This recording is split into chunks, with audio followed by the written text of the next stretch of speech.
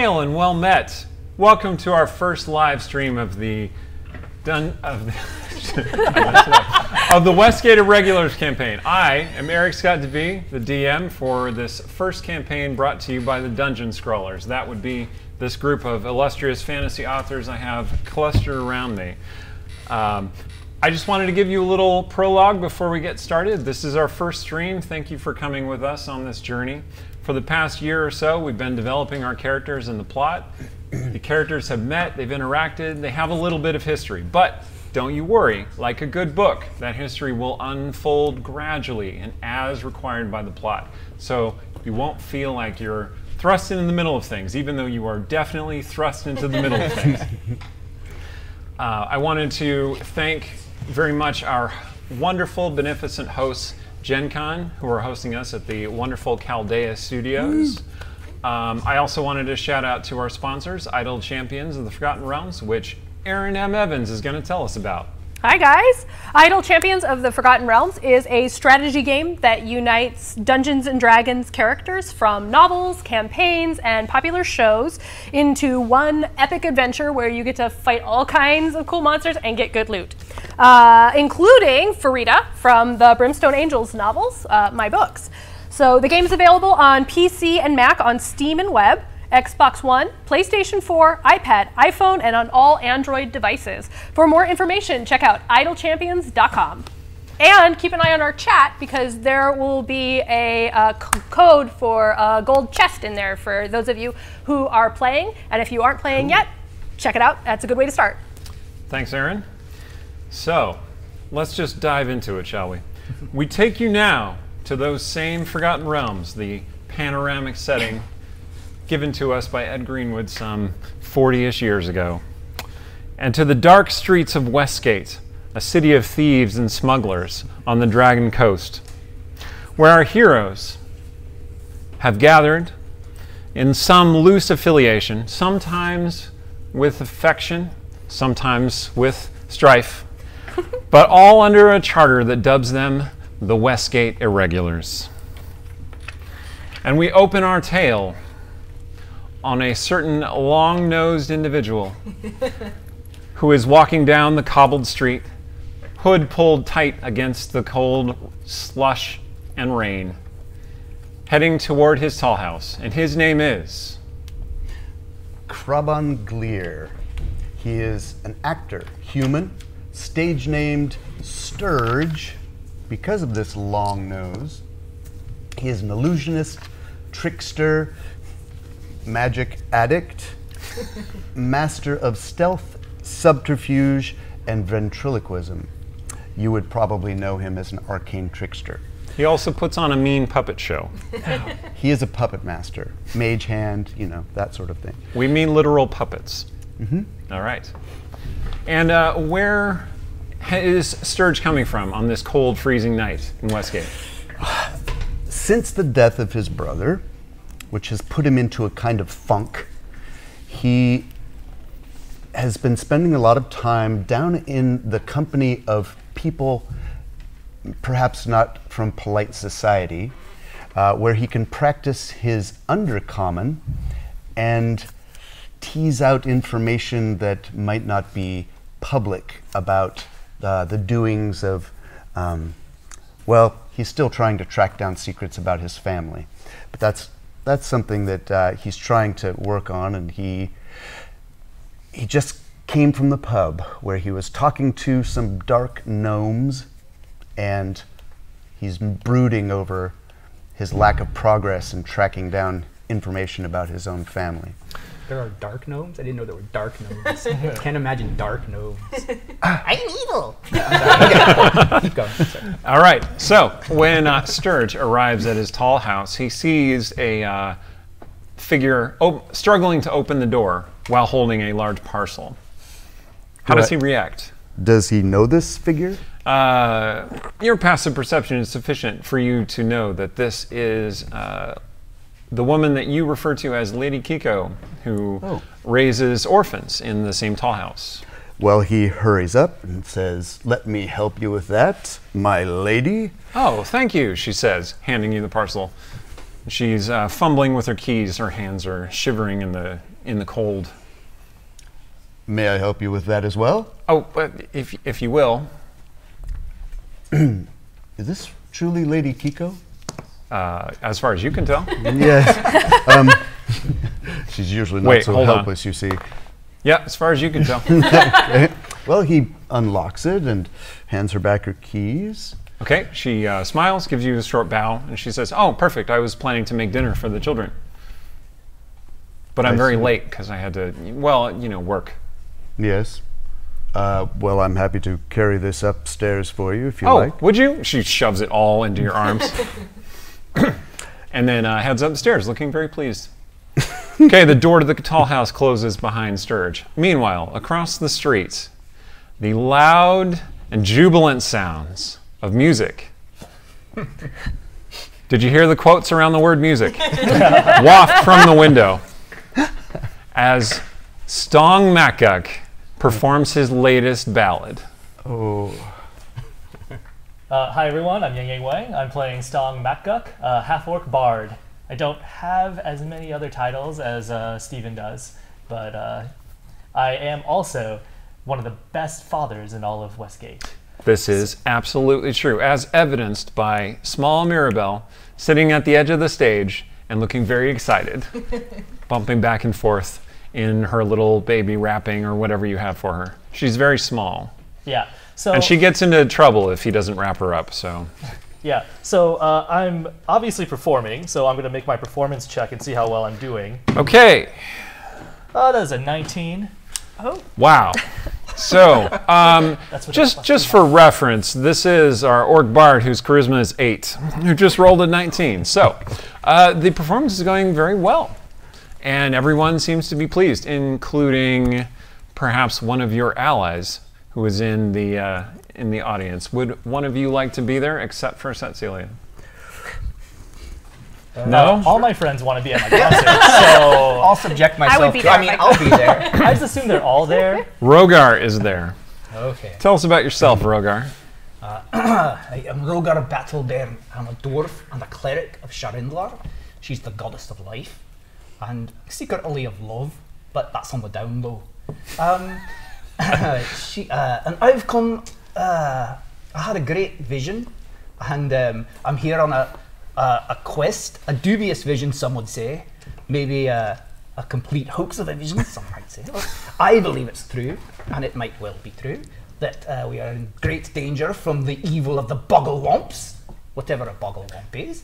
And so I have been gone for about a month, travelling north to some temples of Gormgothin, the Defender God, hoping maybe they'd be helpful and give me some information. And that did not go well. But now I'm back and eager to reconnect with my friends in Westgate, and oddly feeling like kind of excited about it. Like I didn't expect to feel like happy to be back here, because this was sort of like just on part of my mission. My heart was at the temple, but strangely, this is feeling a little more like home of late. So the serving lad, who you've been telling this story to, Aye. is looking very excited, very into it. It's just like, yeah. Although with your high passive insight, you realize that maybe he just is charmed by you. Like you're just very entertaining and personable. Aye. And he's just totally missed what you said because your accent's real thick.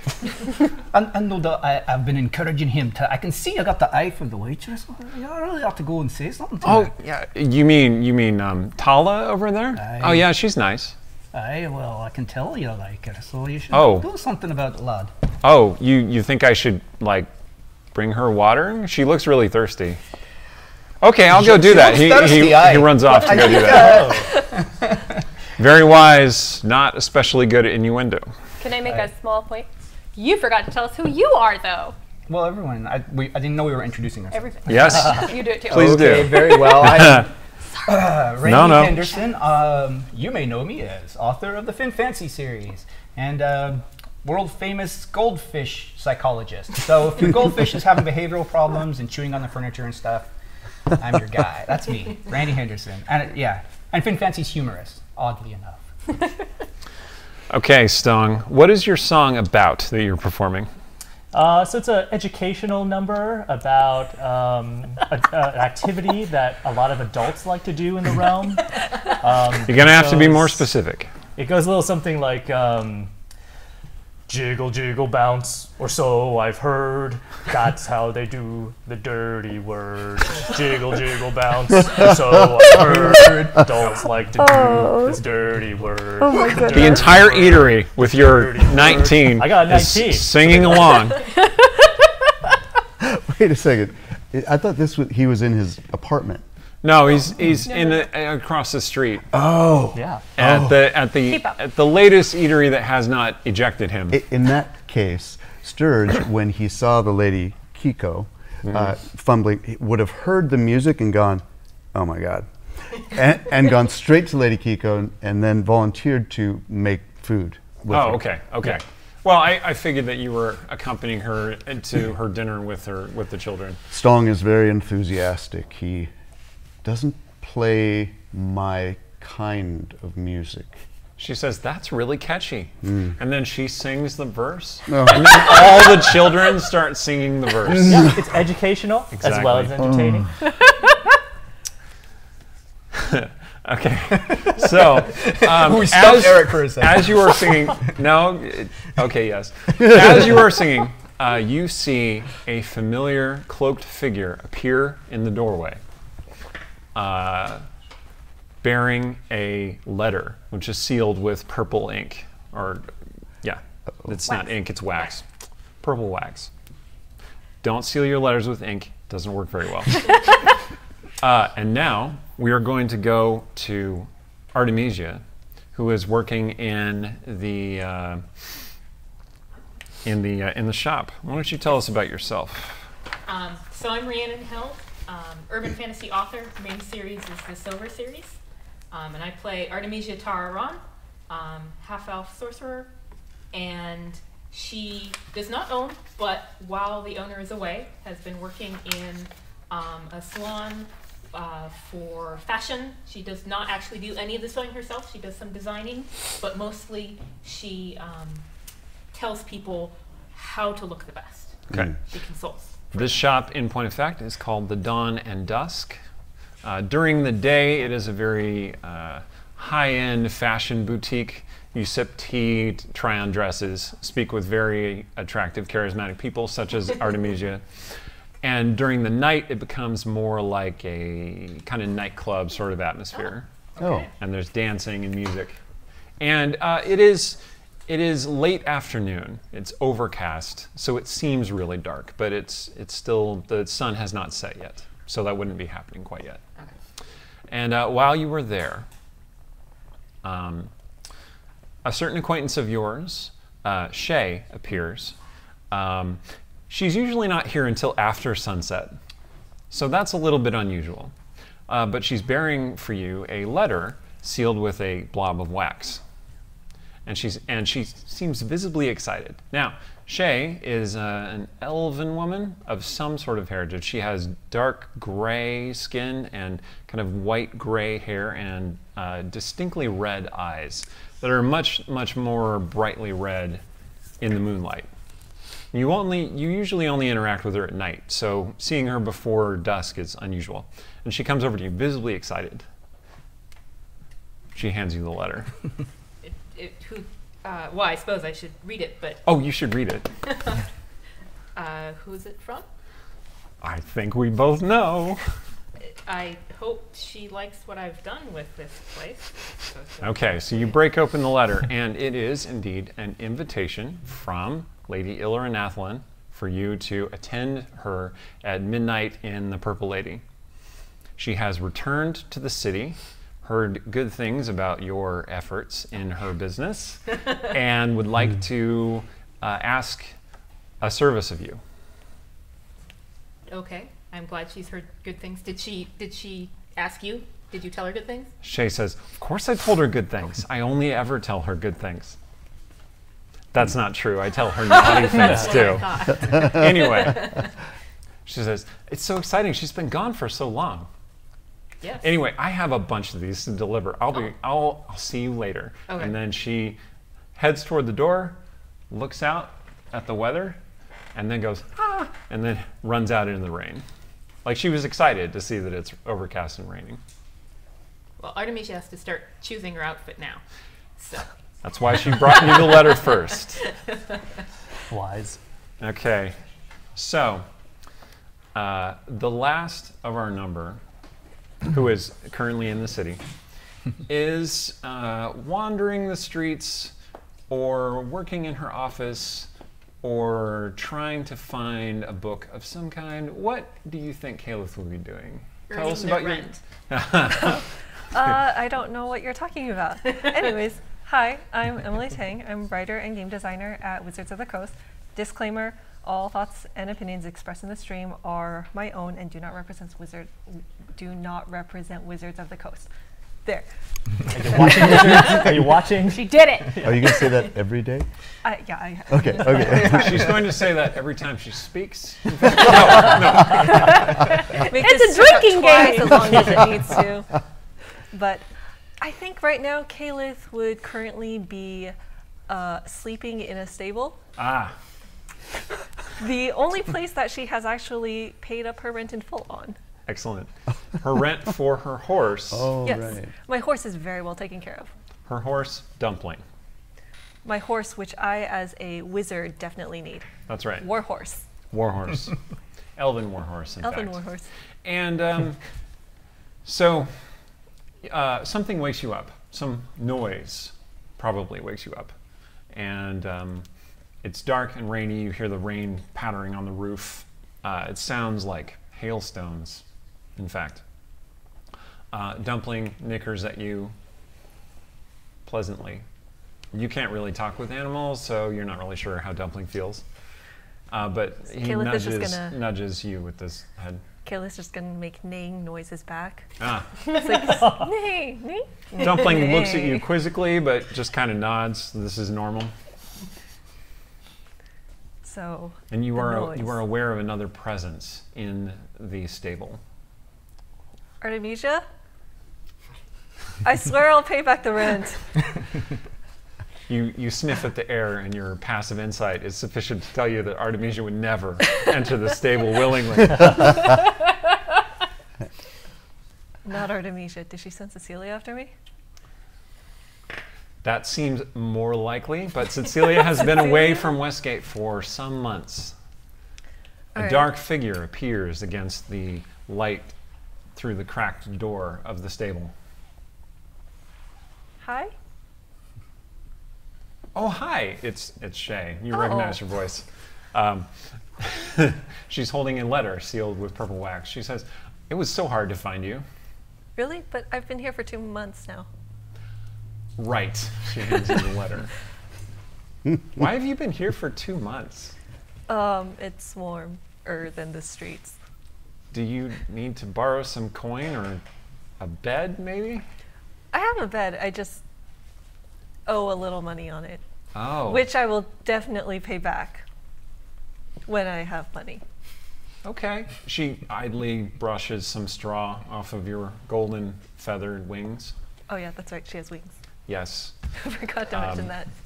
Minor detail. Minor detail. It's not like she uses them. Yeah. She She can can't fly, definitely right? Shay frowns at you You've and never seen says, her fly. That's all. That's true. The party has never seen Kayla fly or been in a situation where she had to fly, so it's Very unclear. conveniently. Very conveniently. Shay says, what about your fellow? My fellow. Your fellow.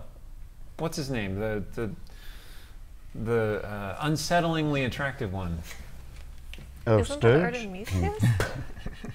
I thought Artemisia had the Oh no, unsettlingly the attractive one that Artemisia is with is just flat gorgeous. But I mean yours, the one that like you look at him and you're like, he is alive, right? That one? That you count that as attractive? She says,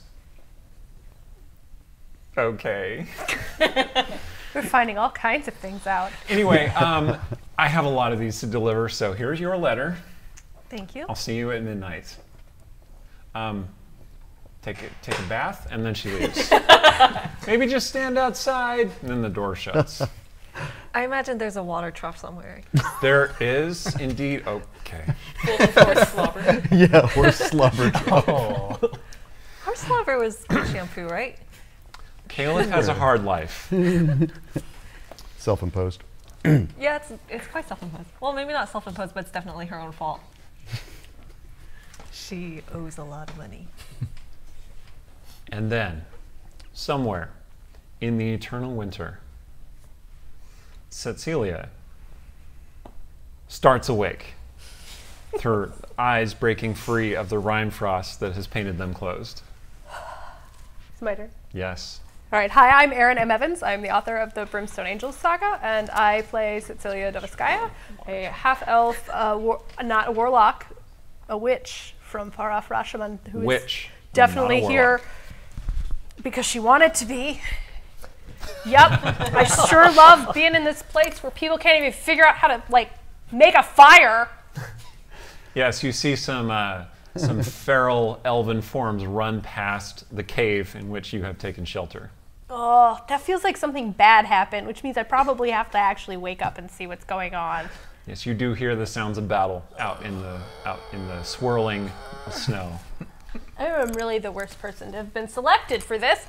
But okay, so Cecilia knows that if she stays in bed, the only thing that's going to happen is she's going to get yelled at. So she holds herself up, bundles up as much as possible, heads out of the cave, see what's up. You do feel a faint warmth radiating from your arm, from the golden brand on your Yeah, arm. pull up the sleeve and check out this golden handprint that I got. She has a because- six-fingered golden handprint on her arm. Listen, here's the lesson. There's a portal to the abyss. Don't get near it. Things can reach out of that even if you're not reaching in. Which is terribly unfashionable for Cecilia to have this brand, and she doesn't really care that much about I mean, fashion. I don't care about that bit, but But it is occasionally useful. The brand does generate its own warmth, which has kept you warm in the cold of the endless winter. okay, fine. I guess it's got good points. You feel a deep, resonant call deep within you that you recognize. Oh no. Yes. As your patron calling to you. I mean, you mean my good friend. I do mean your my good friend. acquaintance, the Archfey. Yep. Okay. I look smart. Push that down. Doesn't like that thing. She gonna come in? I go to the cave mouth when I'm looking because I feel like she's gonna show up. Well, whenever she calls to you, unless you actively fight against her call, you I will know eventually find your way to her cave. All right. So you go to your cave mouth and you look out and you see some battle in the distance, and then you turn around and you're in Haranawachu's cave. Yup. This place. Cold, dank, puddle of blood in the back. There is indeed a pool of liquid red blood, which Seems does like not cool. It seems like it's bigger this time. I think that was a good call. It definitely fills the space better, my lady. As you do your mocking bow, It's not mocking. I'm just bad at it. as you do your incompetent bow, a face starts emerging from the blood. A woman's head, with no hair, just coming up out of the blood. And it soon resolves itself into a very tall elf woman, naked but for the blood, obviously, who stands about 9 or 10 feet tall. For all of Cecilia's bravado, there is a little of, oh no, oh no. She steps out, leaving bloody footprints. You called? I did, my emissary. Oh, I love when you call me that. That means I have to go somewhere. Elf. Who do you need me to go talk to? Harper's again? Back to the elves? Please don't make me go fight more red wizards. Your time in the endless winter has come to an end, and you may leave this place. Are you going to murder me? Why would I do that? I don't know. You have lots of plans, and I don't understand most of them. All But of I like these to are check. true statements. So, She gestures to the pool of blood. This will take you wherever you wish to go. Classy. wherever. Until I have need of you again. Yep, that's always the fine print. But you Wherever have I acquitted wanna yourself go. well and have earned this period of respite. Okay. Okay. I think I know where I want to go. Perhaps you should tell me where you wish to go. I mean, For I have chosen not to read your mind. I really appreciate that. I want to say that again. I feel like that makes me be more okay with all of this. Not that I have a lot of choice after the first choice, but She just looks at you. nevertheless. I know, you hate it when I ramble. Anyway, She seems utterly impassive, just nothing. I want to see my sister and my friends.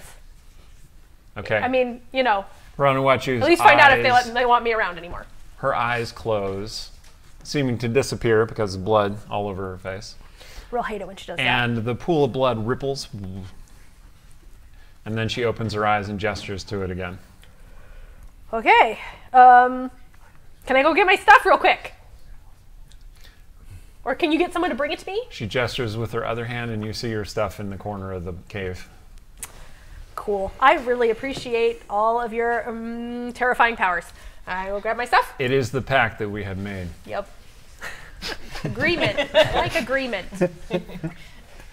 Okay, she's gonna take my stuff and climb in that pool carefully because I'm waiting for any little. Okay, seems like this is gonna go okay. Okay, you climb in the pool of blood. So gross. All right, It's so you- gross. Nasty. Classy friends. Slurp into the blood. Wait, what does it feel like? Oh, you don't want to know. Yeah. What does it taste like? What does it taste like? No, you climb in a pool of blood. Trust me, keep your mouth shut, like real shut. One of these two, just for the best, because you can't get the taste out. It feels very much like climbing into a pool of blood. It's kind Just of in hot. case you all know what that Yes. is. We've all been there, right? Yeah. It's an author thing. Little Okay. Every Anyway. Friday night. So, you are swallowed up in a world of darkness and blood for a moment. As you do. Back to Sturge. I So, you're cooking dinner with Lady Kiko. The kids are chanting this song that they learned from Stong. I teach them some new lyrics. What are your new lyrics that you teach them? No. Remind me what Stong's lyrics were. Jiggle, jiggle, bounce, or so I've heard. That's how you do the dirty word. Jiggle, jiggle, bounce, or so I've heard. Adults like to do the dirty word. Yeah. The dirty word. The dirty. Do you want more? No. It's not gonna get better. Just enough better? for someone How to could it be loop better? this in a meme. Well, Somebody made a gif of that already. Okay. he just changes it so that it's not so. I forgot. I'm the only person who hasn't introduced myself yet. Sorry, I'm Stephen Merlino. I'm the author of The Jack of Souls and The Jack of Ruin, and there's something about Sturge I forgot to say. Is this important right now? It's very important. Okay. It's like descriptor 20. Yes, that's it. Does it have to do with having no body hair? Yes. Oh no. You get inspiration. Oh, yeah. Oh, Okay. Please go ahead. he's a eunuch. He doesn't lead with that generally. No, he usually leads with the body hair thing. And so Stong's obsession with the jiggly bits, it just gets him right here. It just gives him an awful feeling in the stomach. I didn't say jiggly bits. I said just jiggle. The jiggle with it. Yeah, but jiggle is a word that I want- shows up in many of Stong's songs. And Stong has a history of indulging his jiggly bits. All right, so what are you teaching the kids instead? What would you like the song to be about? And you're going to need to make a charisma check. Oh. Because you are attempting to persuade small children. Jiggly bits aren't as fun as you think. They're really kind of gross and sometimes they stink. Oh my god. Okay, Like that. What'd you get on your check? That's a 15 plus his Yeah, all right. substantial. It's okay. They start singing something like that, and they seem a little confused. Lady Kiko says, "Please don't teach my children anything like that." You're so lucky Rogar isn't there. I don't understand. This is truth. She says, "Not really. A lot of people really enjoy jiggly bits. And then you hear a pounding at the door. I'll get that. She says, "Oh, thank you." And? Okay, you open the door to find no one. Ooh. It's just blank. Nobody's standing there. Is someone pranking me? Is someone trying to trick the trickster? Then you hear a cry of alarm from the kitchen. Oh dear. Close the door, turn around. Everything Okay. all right? You see the children have stopped chanting. They're all looking toward the kitchen. And you hear the sounds of a scuffle. I get in there quickly. Okay, you run into the kitchen. You find a dark figure leaning over a prostrate Lady Kikiko, like just kind of reaching toward her face. Can I interfere with that? Oh yeah, roll initiative, It's please. D&D. Of course you can interfere with it. Oh, rats. Figure looks up and sees you at the same time you see them. Oh, I'm going to use my initiative. I'm going to use this for initiative. Okay, you don't. I mean, What? it's probably yeah. Okay, never what you mind. gonna I do? got Do what an you're eight. gonna do. I got You an do you, 8. bro. You got an 8. Okay, the figure does see you at the same time you see them, and immediately starts fleeing. Leaps out the window. In fact, The Sturge just special. dives out the window. Bails. Yeah. Okay. Do you give chase?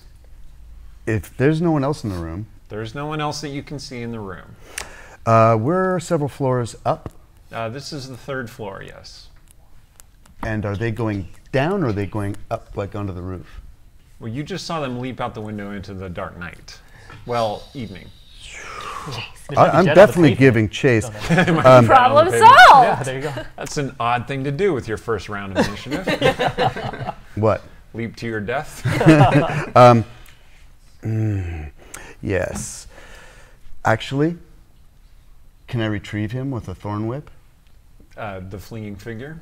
You don't have line of sight to them at the moment, so you can't see them to target them with your spell. Okay. I will Well, you don't have rush line to, of effect. I I will should say. rush to the window, Okay. look out to see where they are, and based on what I see, I may or may not jump after. Okay. You see no one immediately below you, but when you look out, you see the dark figure perched on the windowsill above you, No. and they reach down toward your face. Surprise! Oh, I was hoping I could like do something before when I saw them. Not if they readied an action. Okay. What is your armor class? 17. Aha. Okay. You managed to flinch out of the way, Ooh. and you may now act. Oh. So you see, So they reached toward me. they reached toward you, like swiped at you with their Sturge hand. would like to use some with of their his pale hand.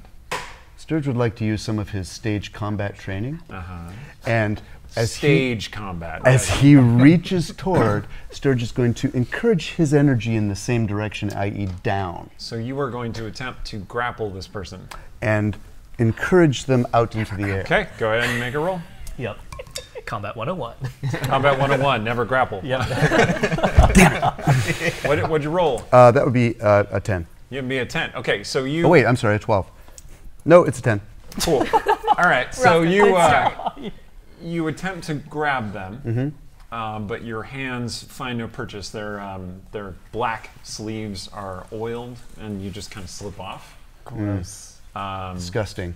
Well, it's just waterproofed. It's not like the person's slaked in oil. It's just slippery.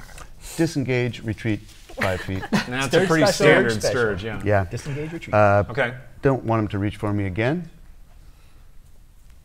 Okay. Get- You retreat back into the kitchen. Crouching very low to look upward as much as I can out the window. Okay. The figure appears to be climbing up the wall toward the roof. Can I act now? You already did act. Okay. But now, yes, this is round 2. You can act on round 2. Seems like an ideal time to send a 30-foot thorn whip up the side of the wall to entangle this person and pull their butt back down. I mean, believe when that's isn't an ideal time? I believe that's an attack roll. Yes. Excellent. Oh, excellent indeed. This is a 19 plus my DC of 5, so it's a 24. Wow. All right. Your thorn whip wraps around the figure's one of their limbs, let's say one of their legs, and yanks them down. Does it do damage? It does 1d6, Great. and it pulls them 10 feet. Okay. Hopefully, so 3 damage. 3 damage. All right. And what Sturge would like to do is, as it pulls down, step backward so that it can't like grab him as it goes by.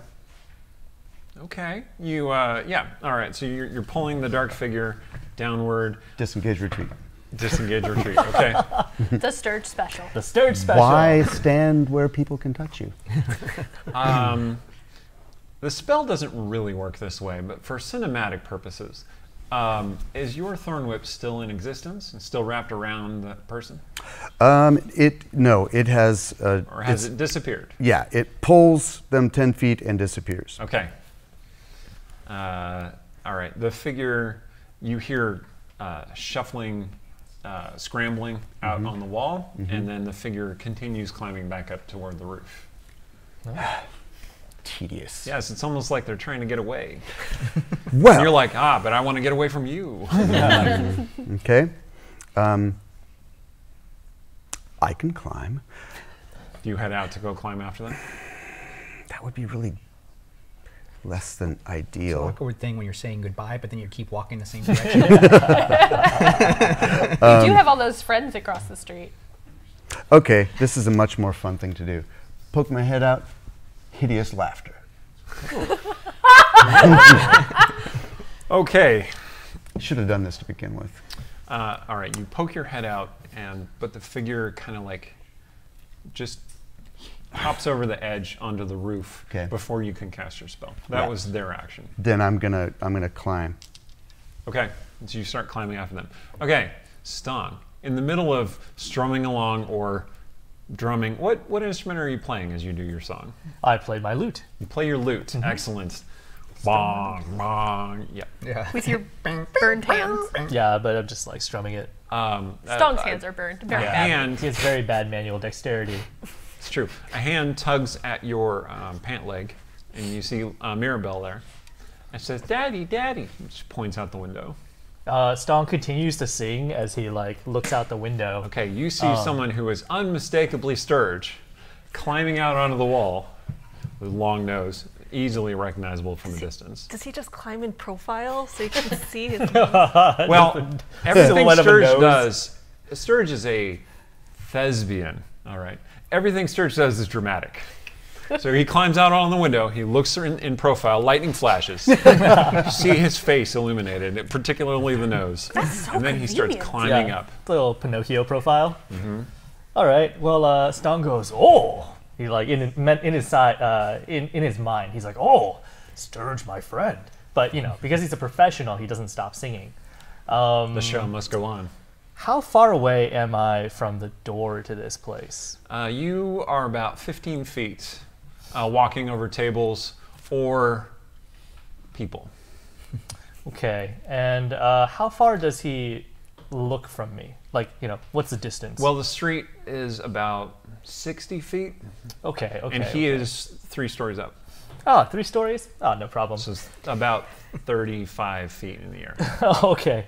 Well, because Stong is like everybody's, it's more important to Stong that he's a best friend rather than like the best performer. So he sees his buddy in trouble and the rooftop in the distance, and he finishes a verse of his song, and he goes, "Oh, best friend in trouble. They come again for the show." And he just like puts his lute down and just like dashes out the door across the street, which he says is about 60 feet. Yes. So that means I can reach it within 1 action. Yeah. Okay. If you did the dash action as well. Yeah, absolutely. Okay. I'm going to use my entire action, barrel through the door, leap as high as I can on that building, and start climbing up after him. All right. So you shove people out of the way. There is a person standing in the doorway, but you come barreling through, and they just move out of the way. I give him a friendly wave as I like pass by. You recognize a very distinct gray face with red eyes. It's Shay in the doorway. And she's like, I let her. And then you just run past. Been trouble, gotta go. Rogar, you see Stong Yes. continuing to strum the lute, shoving people out of the way, with Mirabelle hopping on his shoulder. You're taking Mirabelle with you, right? I wasn't planning on it. Okay. Mirabelle hops on fine in the Stong's bar. shoulder. Oh, yeah. And then when Stong passes you, My roommates she are there to take care of hops her. off next to you on the bar. Oh. Oh, aye, wee Baron. How are you? Stone, did you lose something here? Hand her to Nala. Nala. Nala? Who's Is my there roommate? a Nala? Nala in the house. Who's Nala? So Nala is my roommate in Westgate, and So Nala has 3 children of her own, and I have 1, and she helps me take care of all of them. When I'm off adventuring. It works out real well. She once had the adjacent apartment, but then you just kind of took the wall down. It's true. Yeah. Yep. 100% intentionally. Yep. We met in the gladiator pit and have been best friends ever since. Okay, 72% intentionally. Also, I noticed a very strong sort of rotten egg smell coming up, and I'm like, oh, I thought that was Stone. Oh, now I know where it comes from. Mirabelle goes, yeah. Okay. So how high? I'm going to try to leap onto the building. You're going to try and leap onto the building. Because you said he was 3 stories up. as high as you can make it. All right, make an athletics check. Sweet. Oh, yeah. Oh, okay. That's a 10. All right. You end up on the first window, which you Nailed it. your knee goes through the window, shattering the glass. Oh, God. I'm sorry. You take 4 points of slashing damage. All right. First blood goes to me. I once was an adventurer like you. Then I took a window to the knee. I had to do it. But you can climb from this point onward. Okay, so Caliph, as you are walking out on the street, did you take Dumpling with you? No, Dumpling can stay where it's warm. It's too cold out right now. Okay, so you're holding your wings against yourself, against the weather. You see Stong come running across the street with a lute. He's still strumming something because you didn't tell me you stopped. I said I put it He down, did. but it's okay. He did find Okay, it. you did tell me you stopped. He still has the lute hanging off his neck, flapping in the rain. And then he leaps and smashes his knee into the window. Oh, my knee. But that doesn't seem to deter him. He just starts climbing. Little deter Stong. It seems like a great time to fly up. Oh, yeah. It's cold. It's These are raining wet. really these hard. These are wet wings right now. Just went through a horse trough and everything. So just gonna look up. Yeah, have you ever is, seen a wet bird try and fly? That's Like pretty a much corn. All the Cormorant? time. Is Okay. Sturge still visible up there? Yes, you can faintly see Sturge just climbing over the top onto the roof. All right. Calith's strength is not great. She's gonna go inside and take the stairs. Excellent. She looks upward. She looks at her wings. Her wings kind of flutter a little bit, and then she goes to the stairs. Damply and non-flightedly. All right, that's going to take a Because couple of rounds for you to get up there. Okay, Sturge, you leap over the edge of the roof onto the roof. You do not see the dark figure anywhere, but you do see billowing mist seemingly coming from nowhere on the roof. When you say Sturge doesn't see him on the roof, is that because it's too dark for him to see, or is it because... It is pretty dark, but there are potted plants and things on top of the roof. So So people are growing a garden up here. he could be So he hiding. could be hiding up here. So I could drop a fairy fire up here and light the place up. You could do that. Well, that's exactly what he's going to do. All right, so you start casting your spell. Stong, make an athletics check, but you have disadvantage because you're climbing in the wet With a and busted knee. driving sleet. Whatever. I scoff at disadvantage. Yeah, 23. Whoa! Warranted scoff. What did you roll? Nice. A It 12, but I have happens. an 11. 11 athletics. See, Oh, man. My strength is not my music ability, It's his strength. It's his strength. Okay, so Stong, you climb up the building fairly efficiently. A friend's in trouble. Nice. Okay. What do I see? Artemisia, Oh. the carriage that you have commissioned for the ride to the Purple Lady pulls up short, and you hear someone running past going, "Hey, look out! Ah, oh, my knee!" and you recognize Stong's voice. Do you unroll the curtain and look? Well, yes, she looks. We'll decide whether she actually steps out in a moment, but she Yes. will look. That is driving sleet out there. You see Stong scaling the side of a building. You also see Kaleth running past and looking up at the roof. Her wings kind of flutter, and then she goes inside. So she knows that this is where Stong lives, right? This Yes, building? this happens to be Stong's tall house. You have never seen him enter that way. She only expects that. All right, well, okay. Putting up the hood, making sure the hairstyle is not going to be harmed by too much sleet. Getting out, paying off the carriage. This could take a while. He says, "Oh, don't worry, I'll wait. Well, we It's your may coin." 20 actions later. we may need you for several people once I gather them together. Well, you did ask for the large carriage, milady. This sort of thing does happen. Particularly for all those dresses. Well, all right. First step, getting out of the carriage, seeing what the hell is going on. Okay. It is very, very wet and dark right now. Go ahead and make a perception check to see if you get an insight here. A particular, if you notice a particular thing. It is 15. 15, okay. You see someone who is unmistakably Sturge appear on the rooftop. He perches on the edge of the rooftop. Lightning flashes. You see his face very clearly. And then he swirls his cape as he disappears onto the rooftop. Sturge. Okay. Are you going to head into the building? I am taking the stairs. Excellent. All right. You run into the building. You find Kaleth also at the door, trying to open the door, which is locked. There's an easy solution for this. I can shatter. I can knock, but Roll initiative. that is 19. 7.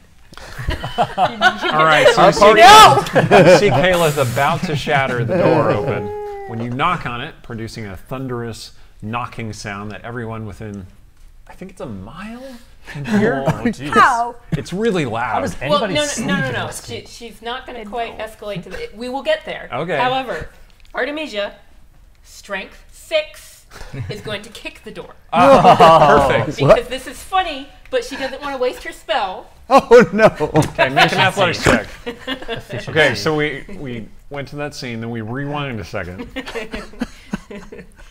That is going to be 12. 12. Oh.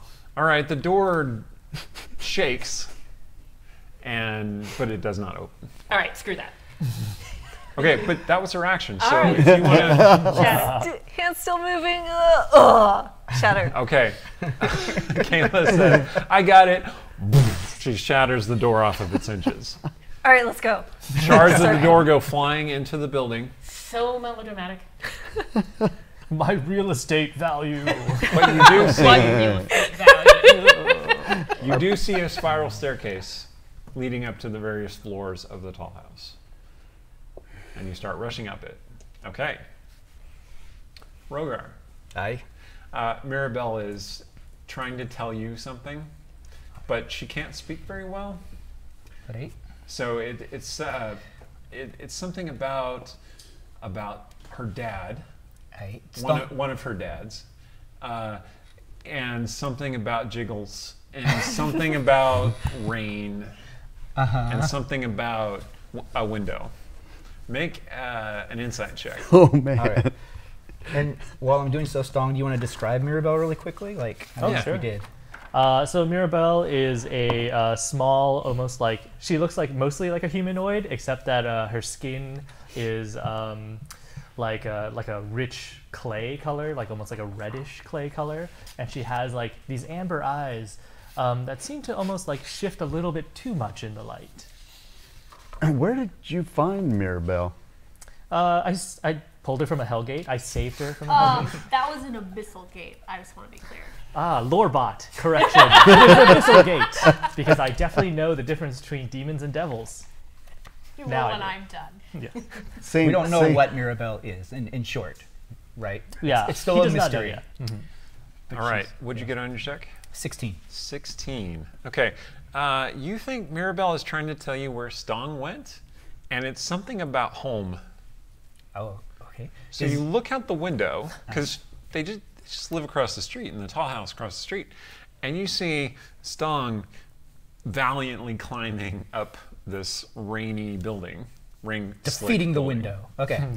There is a broken window on the first floor. So far we've defeated a window and we've defeated a door. And there's a burst, there's a my burst house. of magic, and the front door has disappeared. It just, and then two cloaked figures, one in a golden cloak, one in a Sort of a light purple color. light purple color, which is obviously dampened by the sleet, disappear into the building. All right. Obviously spellcasters of some kind. I say bring on the furniture. We've got this. All right, so Not my furniture. Leave it alone. There is a bar stool next to you. so I was calling for Nala to take charge of Mirabelle. Does Nala? Oh yeah, appear she out of the appears crowd? and she Okay. says, Stong's at it again, is he? Apparently so. I need to go see what's up. Let me take this little devil. Hi, and Mirabelle goes, ha, ha. And Nala takes her away, Okay. And freeing you up. I go charging on my mighty long dwarf legs. Okay. You immediately land in a puddle, which is up to your waist. And then slog through. All right. Rogar's going to take a little longer because his speed is a little slower. I'm 4'2", which is the perfect height. You are too tall, that's for sure. Yeah, I'm charging. I got a mighty 25 feet range. I'm running towards it, and as I'm going, I start moving my hands and saying, "Love hurts, love scars, love wounds. Hammer heart!" And over my head appears a spectral-looking hammer, The love stick. the hammer of love, Excellent. blue glowing shaft, and the head is a giant PG-13. ghostly pink heart. Good. Yeah, and I flip it over so that the bumpy humpy side's on the bottom, so for the knocking out. Yeah, get your and minds so out it of the gutter, appears, Good job, Rogar. and I send it screaming ahead of me. Okay. Stong, as you were climbing up to the roof, you see the love hammer coming toward you. Okay. I recognize this, Rogar being one of Stong's best friends. So he's reassured by the sight of this giant love hammer floating towards him. You did see that Rogar was in the eatery. Like, you briefly passed him. Okay, great. So I yell out, Sturge! Rogar and I are here for you! Where are you? Okay, Sturge, you were casting your spell. Mm-hmm. The mist deepens and a figure appears in the mist. And then you cast your spell. What's the radius of your spell? It is a 20-foot cube. Okay. So you do not catch yourself in the radius of your spell. That's correct. But you're blanketing as much of the rooftop as you can? Yeah, like Excellent. Cecilia, make a dexterity save. You step out of the mist, blood washing off you, and then immediately burst into scintillating colors. This is cosmetic. This doesn't like injure me. Does not injure you, Well, that's good. but it makes you light up like a glow stick. celebratory display. It's pretty. We can work with it. And can I see who's cast this at me? Yes, you see Sturge standing Of there. course, Sturge, you of see course. Cecilia bursting into light in your fairy fire. And she's gonna shout something very mean. Does anyone else light up? No. Except all the objects around. Well, all the objects, yes. So you're now in this radiant, glowing garden on top of this roof with the sleet coming down all around you. Did you say It's there much was, like, a brighter than mist? it should be. Well, there was mist, and Cecilia came out of the Oh, mist. got it. Okay. And then the sleet. What the Slarden craft? What are you doing? I just cancel it. Okay. There was a murderer here. Look around, please. The light fades. Stong comes over the edge of the building. Sturge, Rogar and I are here for you. Where are you? Sturge is feeling horrible that Lady Kiko is, I don't know what, in her room. Yeah, you didn't actually check on how she was doing, did you? I got to check on Lady Kiko, and he's just going to bolt for the stairs down. And Okay, go. you are running toward the stairs when the trap door of the stairs abruptly opens, and two cloaked figures come bursting through. Very much out of breath. These two. Very much out of breath. A lot of stairs. Yeah, they both look like they've climbed like 50 sets of stairs. Kalith actually looks a little bit better off than Artemisia. Like, her hair is kind of a sweaty mess, and now she's in the sleet, and it's getting all in her face because the hood fell off while she was running up the stairs. Yeah, you took fashion damage. Oh, the worst. 2d10 fashion damage. Your self-image takes 5 points of damage. Sturge is freaking out right now. He just realizes that this murderer could be right back down there to finish whatever he started with Lady Kiko. So he's going to say, Lady Kiko's in danger, and he just runs. And that's not how he speaks, but that's how I speak when I'm excited. Okay, he slips past you because, he's Sturge. Who is Lady Kiko? Cecilia? Artemisia! Why are you... Where... Okay, question one. Where are we? Because I'm pretty sure this is not where I expected to come out. We're on top of Stong's and Adrian's building, and That's terrible. That spell is terrible. But you're here, and I'm so glad. That's wonderful. Can we go somewhere else? Because this place... What is Sturge screaming about a murderer? So the sleet no has clue. parted, has let up a little bit, and you see a black-cloaked figure perched at the corner of the roof Oh, that murderer. who looks at you, and there's a flash of lightning, and it's not Sturge being dramatic this time. It's the murderer. And there's this flash of like very light, a light face that you can't really see much detail, just like this flash of kind of white, silvery color, and then the person leaps off the building. Dang it. Not enough time to witch bolt. Very dramatic. Yes, not enough time to witch bolt. well, we don't know who they are yet. So Yeah, they could be a good murderer. Did Sturge get a look at their face? Rogar shows up. Well, wait. If he's coming up the stairs while I'm going down, I'm Yeah. going to grab him and say, Yeah, Sturge, you encounter Rogar. come with Climbing up me. the stairs. He's panting, Come with me. but he's soldiering on. Lady Kiko is injured. Right? She needs a healer. Oh. Drag him there. Okay, so Dash down. you drag him into the apartment, and you find the children kind of like standing around Lady Kiko looking, I don't know, terrified. Sleep spell. Okay, roll the hit points that you affect with your sleep spell. Yeah. Oh, sorry, kids. So sorry. those damn I mean, sleep really, do I rats. need to roll? rats. Yes, you do. 13, 14, 15. It's a very small 16, space. 17, 18. They 18. do. They often do this. Okay, so 3 children. Each of them. No. Okay, how many hit points do you have? 40. How many hit points do you have? 42. Fortunately, neither of you falls asleep. The children all fall asleep, however. Oh my God. Go straight to Lady It's their Kiko. bedtime. Okay, she's lying there, unmoving. Is she breathing? Is she anything? Yeah. She has a mark on her forehead, which appears to be a burn, like a blackened burn in the shape of lips. Yes, Is she alive? she is alive, Aye. barely. Okay. Can you help her? No. Yeah, of course I can. The cleric's like, I didn't prepare any healing spells today. I don't know. Of course. All I I prepared thought was... create water. I'm not that kind of cleric. No. I place my hands on her and cast a cure wound. Okay.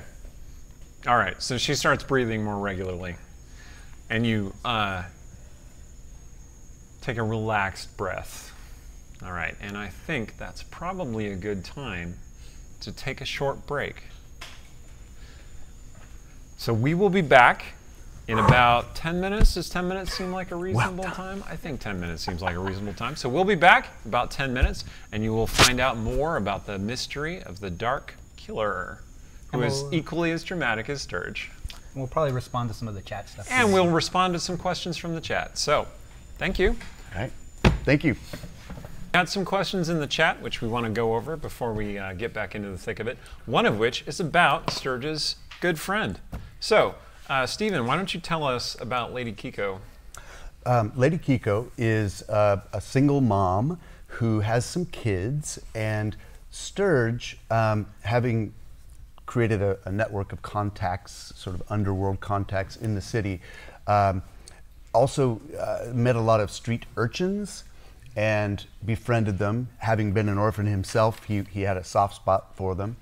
And one day when Lady Kiko, he didn't know her at the time, but she was being mugged basically in an alley, and Sturge intervened and was able to help her out a little bit, and she was worried she was becoming a street person because she was being evicted. So he felt like, okay, you and your kids, I can cover your rent. That's not a problem. Can you help these little urchin boys out too and take them in? And so she's kind of running like a mini orphanage, and he's kind of her patron. He keeps this on the down low because this is not really fit with his image, but he kind of has a worry that he might be as bad as his father thought he was, evil-ish, and he wants to prove that he's not evil, and this is one of the things that he does. By funding an unlicensed daycare. Prove you're good in a very chaotic way. Okay, and another question was about Nala. Yang Yang, why don't you tell us about her? Okay, so Nala is one of my 2 adult roommates, the other one being Adrian Corvado. But we will talk about him at some future time when you actually get to meet him.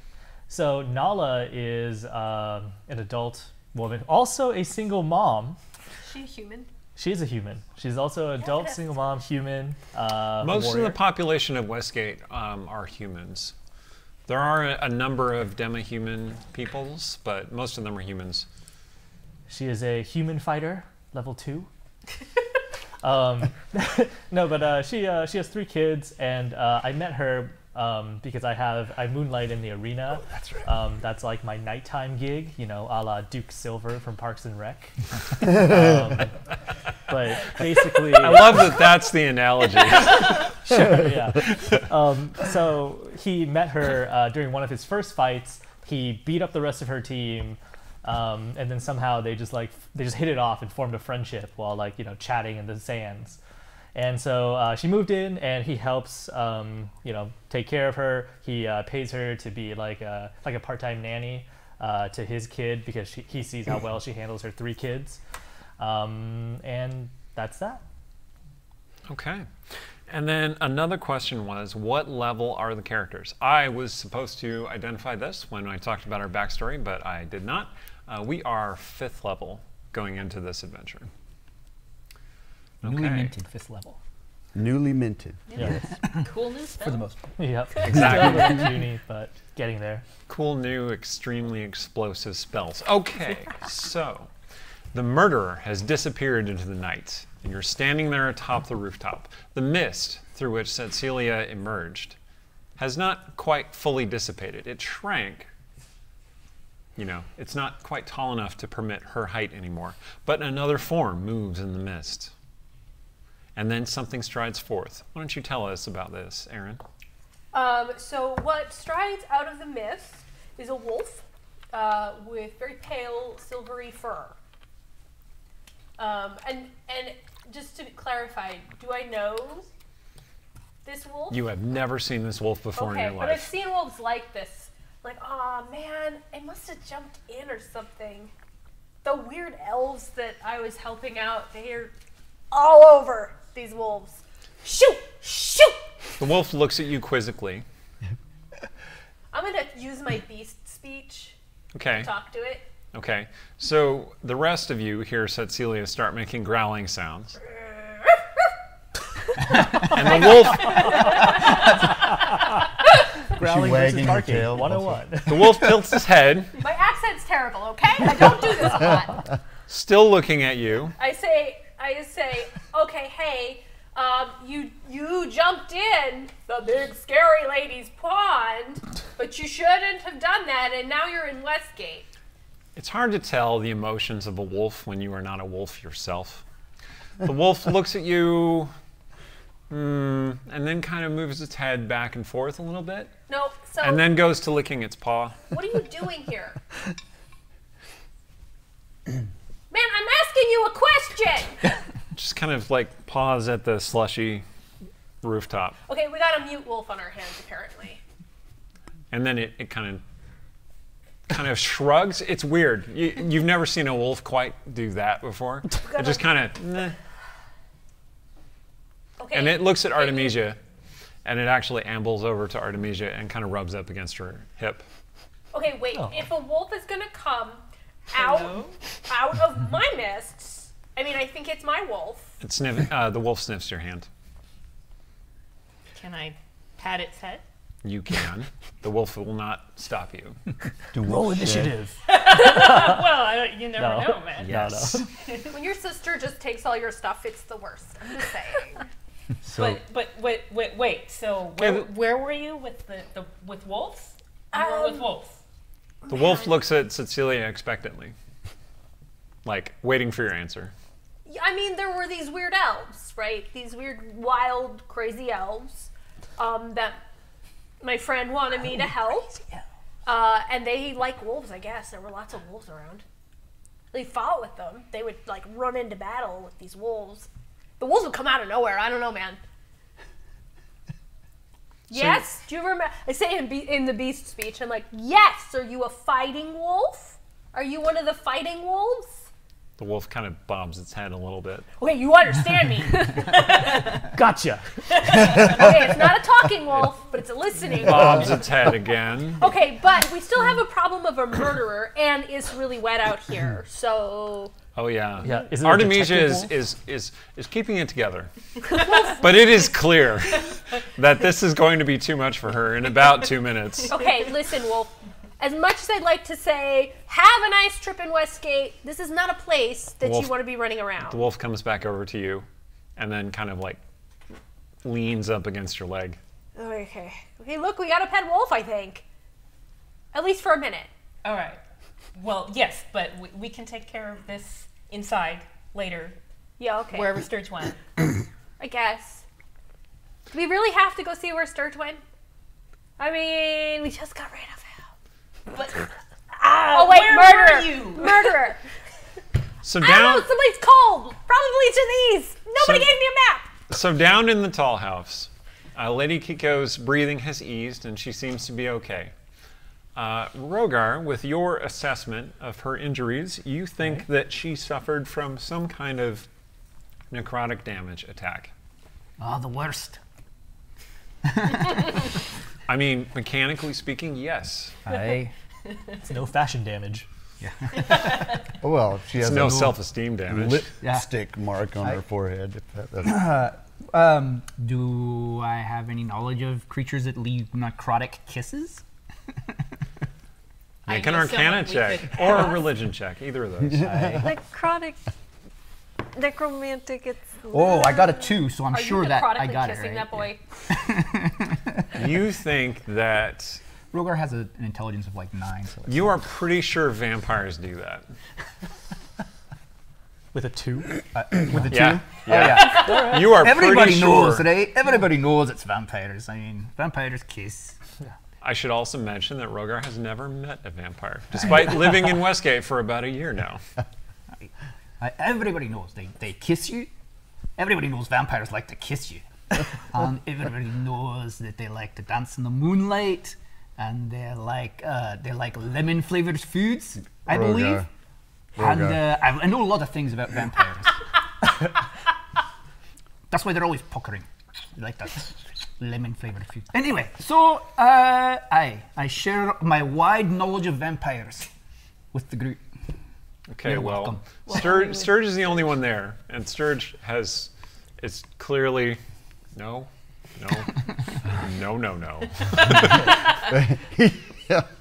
So Sturge is going to concentrate and send a message upstairs to Stong, who he saw up there, right? Okay, yes. Saying, Stong, please come down here. Lady Kiko has been attacked. All right, Stong, you received that message. Oh, it freaks me out. Like, this whisper just appears in my ear. It does sound like Sturge, though. Oh, okay. So then I, like, point back to where I think it is, and I go, okay. And then I walk You do downstairs. not receive a message back. Okay, in the meantime, I'll take the kids to their beds. Uh-huh. And Sturge is kind of freaked out. He's having flashbacks to what happened to his brother, who also died in his sleep, or rather was asleep, and something came into the room. His brother turned into a ghoul. Yeah. Let's be entirely clear about this. After he died, like a long time after. All Are you right, so, accepting that now? Okay, good.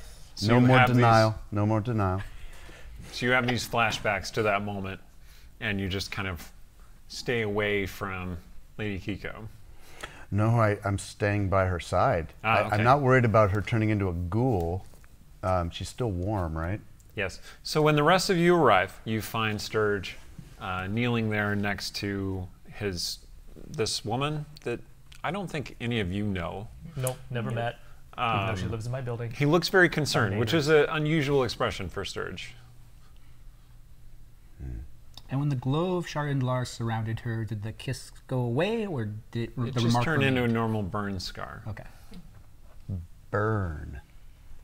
But when it was an active necrotic wound, it looked like a festering black, pus-filled hole in her head. Cool. Essentially, Jeez. it looked real bad. So Yeah. Stong's gonna walk over to Sturge, and he notices him being very sad. And he's gonna put his big hand on his shoulder, and go, "I'm so sorry, my friend.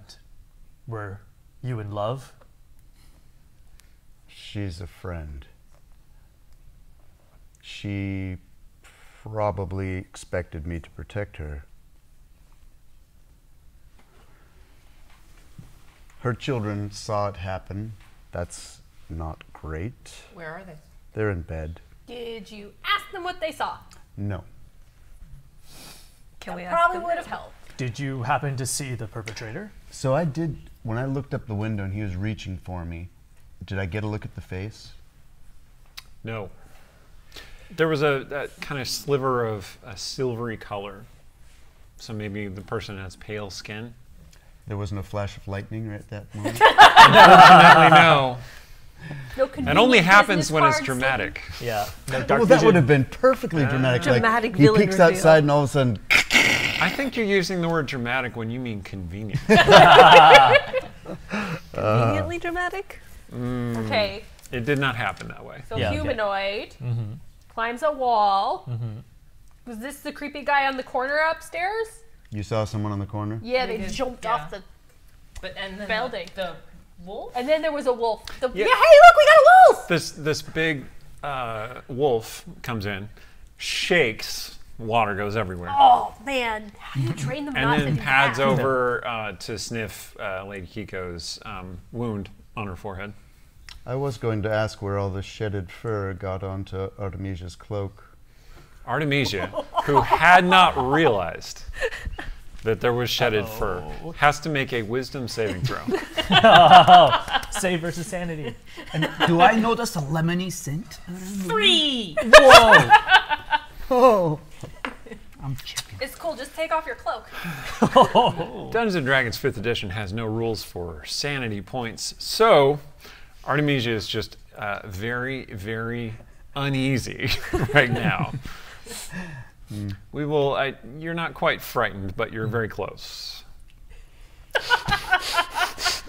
This is going to be great when the dog moves in.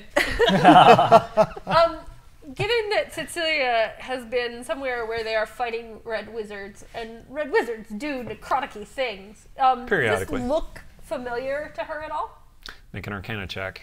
That's not going to go great. Sturge also did a lot of research with Lady Mirren. You can also make an Arcana Thank check. you. I got a 9. I Caleb was reads not a lot. paying any attention. You can make an Arcana check with advantage. Ooh, I'm a bard. I know everything. Wow. Okay, you can all make checks. Go ahead. Artemisia's not checking. Nat Oh, 20. boy. She Wow. is prestidigitationing, first her cloak, and then the wolf. I don't know what presti-cleaning the wolf is going to do because some of the fur is attached, but she's going to try. Okay. Like a naked wolf. Now, here's the series of events. Everyone is crowded around Lady Kiko, looking at this wound, except for Artemisia, who is like, no. And so she does prestidigitation. All the muck and grime on the cloak in a particular area, I think it's 1 cubic foot, spontaneously lifts itself off the cloak and splatters across the wall in a very distinctive pattern. This episode of Dungeon Scrawlers is brought to you by Furminator. And what does it do to the wolf? When you cast it, well, first of all, the wolf backs away from you. Because he just saw that. And then, do you pursue the wolf? This is a smart wolf. Stalking him. Yeah. With Great. Pursuit. Except he's Pursuit. rude. I mean, like, you all look like you've got it covered, like, looking at what's going on with her. But, I mean, Artemisia, she's not that shallow, so she wants to know what you all come up with. She just doesn't think there needs to be, like, one more person crowded in there. Just like So, warning the wolf, like, you come back, you're getting prestidigitated. Okay, you do that, and the wolf like tilts its head in that way a dog does when it's about to shake, like it's threatening you that it's going to shake. Holy crap. Are we going into combat? And you two are staring off at each other. Okay, somebody got a huge Arcana result. What? Caleb, who's been studying dark magic for a while. I wonder. Yeah, that is clearly the result of necrotic damage, such as one might suffer from an inflict wounds spell. This was necrotic damage such as one might clearly suffer from an inflict wound spell. Really? That's That a a vampire might cast? It seems unlikely. That is unlikely that a vampire would ever have cast. that's a priest. That's fair. I didn't smell any lemon on her, so that's probably right. Probably not a vampire. There's this moment of silence. Even the wolf goes, Wait, what? okay. That's a priest spell, is it not? It's a Are you asking me, her. the disembodied her. Oh, sure. voice? Don't ask the priest. Ask the. Well, Is it a priest spell? Yes. Yes. Typically. There are other casters who can cast There it, are but other it's casters who can cast this. okay. You are asking me. So yeah, it is typically a priest spell, and it is associated with dark necromantic magic. Caleb, are you still seeing that boy? she is. Is Not- he smooching other ladies behind your back and stealing all their energy? I do not currently see that boy. That's true. He is Caleb? not in the room. You're not a good liar. What a shady one. That is also true. Okay, well, in the distance, you hear a bell toll. It tolls 11 times. oh, It tolls for you. Those of you who have invitations that you have read, they do say, call upon me at midnight That's right. To do a service. to do Why a are you service for all me. listening to the bells so closely? It's 11. We have a job. Oh. Well, I mean, we do. You weren't here. I'm not invited. I get it. Yeah. Well, I mean, you should come. Oh, okay. There's a If you're back. Are you mean- back? I am back. How long are you here for? Undefined, but hopefully for good. Really? Really? Did you rent my room out? Please say you didn't. No. Okay, good. It's exactly as you left it, just as messy as you left it. No, No, see, not messy, but just as you left it otherwise. her closet, what was in the closet, is gone. What? That was my stuff. What's there now is much better. Better by what definition? Look at what she's wearing. Cecilia's much clothes. as I love my sister. They are definitely put on with an eye to this is here versus these things go together. All parts are covered and warmish. How much of what Cecilia is wearing is reclaimed robes from slain red wizards? I mean, some of it for sure. Okay. So honestly, I mean, like it's not like there's not like a clothes here in the frozen wastes, right? There's not like a dressmaker you can go to, so you make do. And like, so I made this like skirt out of. That's why there's a sleeve right here, because it used to be something else. Probably animal efficient. skins, things like that. Yep. Are you also covered in blood from the blood pool, or did you clean that off? I believe It the washed blood away. flow goes away when Okay. I come out. Well, it washed away because you stepped out into the sleet. I feel Cecilia. like that wouldn't be enough to get it out of my hair, but I'm gonna just say you're right. Well, your hair is very dark right now. Just don't terrify the children if they accidentally wake up and come outside to see you. my hair. She doesn't look horrifying at all right now. Yeah. So there's just going to She be. looks a fright. So now there's just blood splatters on the wall. Pretty much. Okay. Cool. Wolf fur. Oh, and you blood did splatters. prestidigitation on her hair. Yeah, there are blood spatters on the wall now.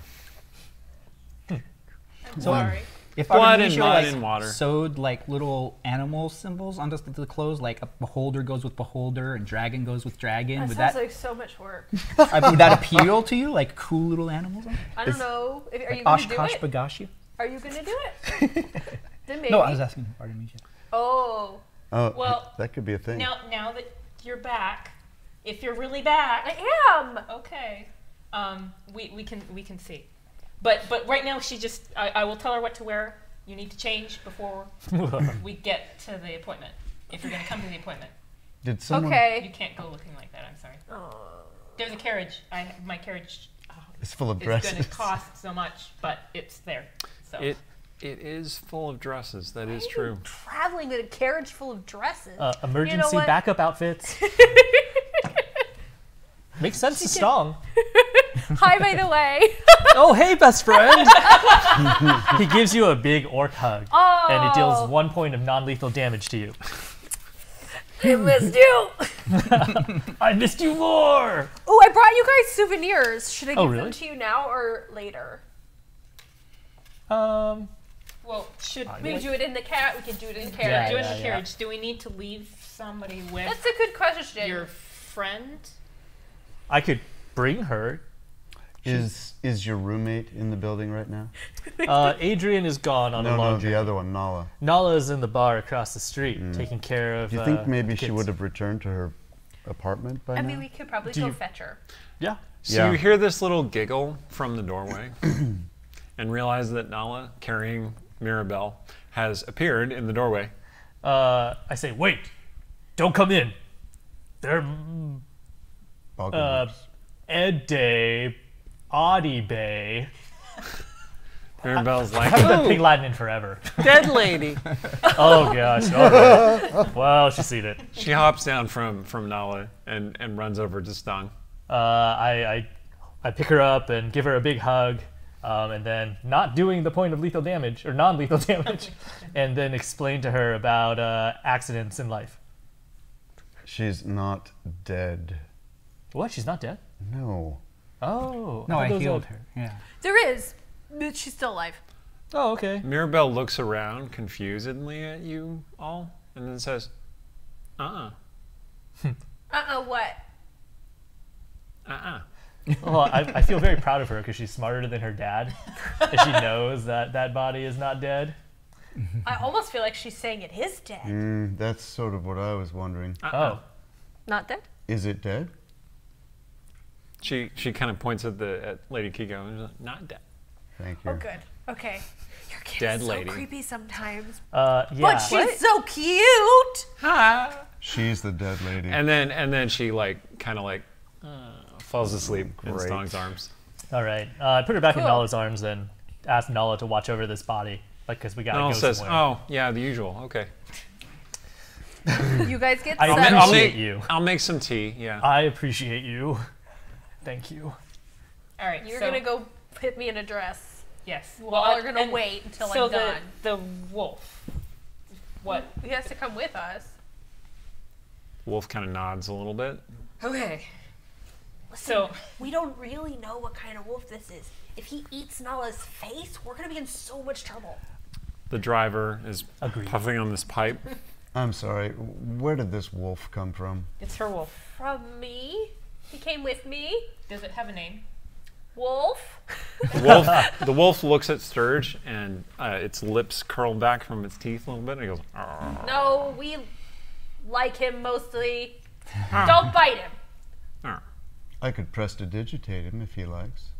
The wolf moves around behind Cecilia. What a Do threat. not prestidigitate my almost dog. He growled at me. I growl at you too. It's true. You know, I had a vision. It was the strangest thing. You were referring to us as your friends.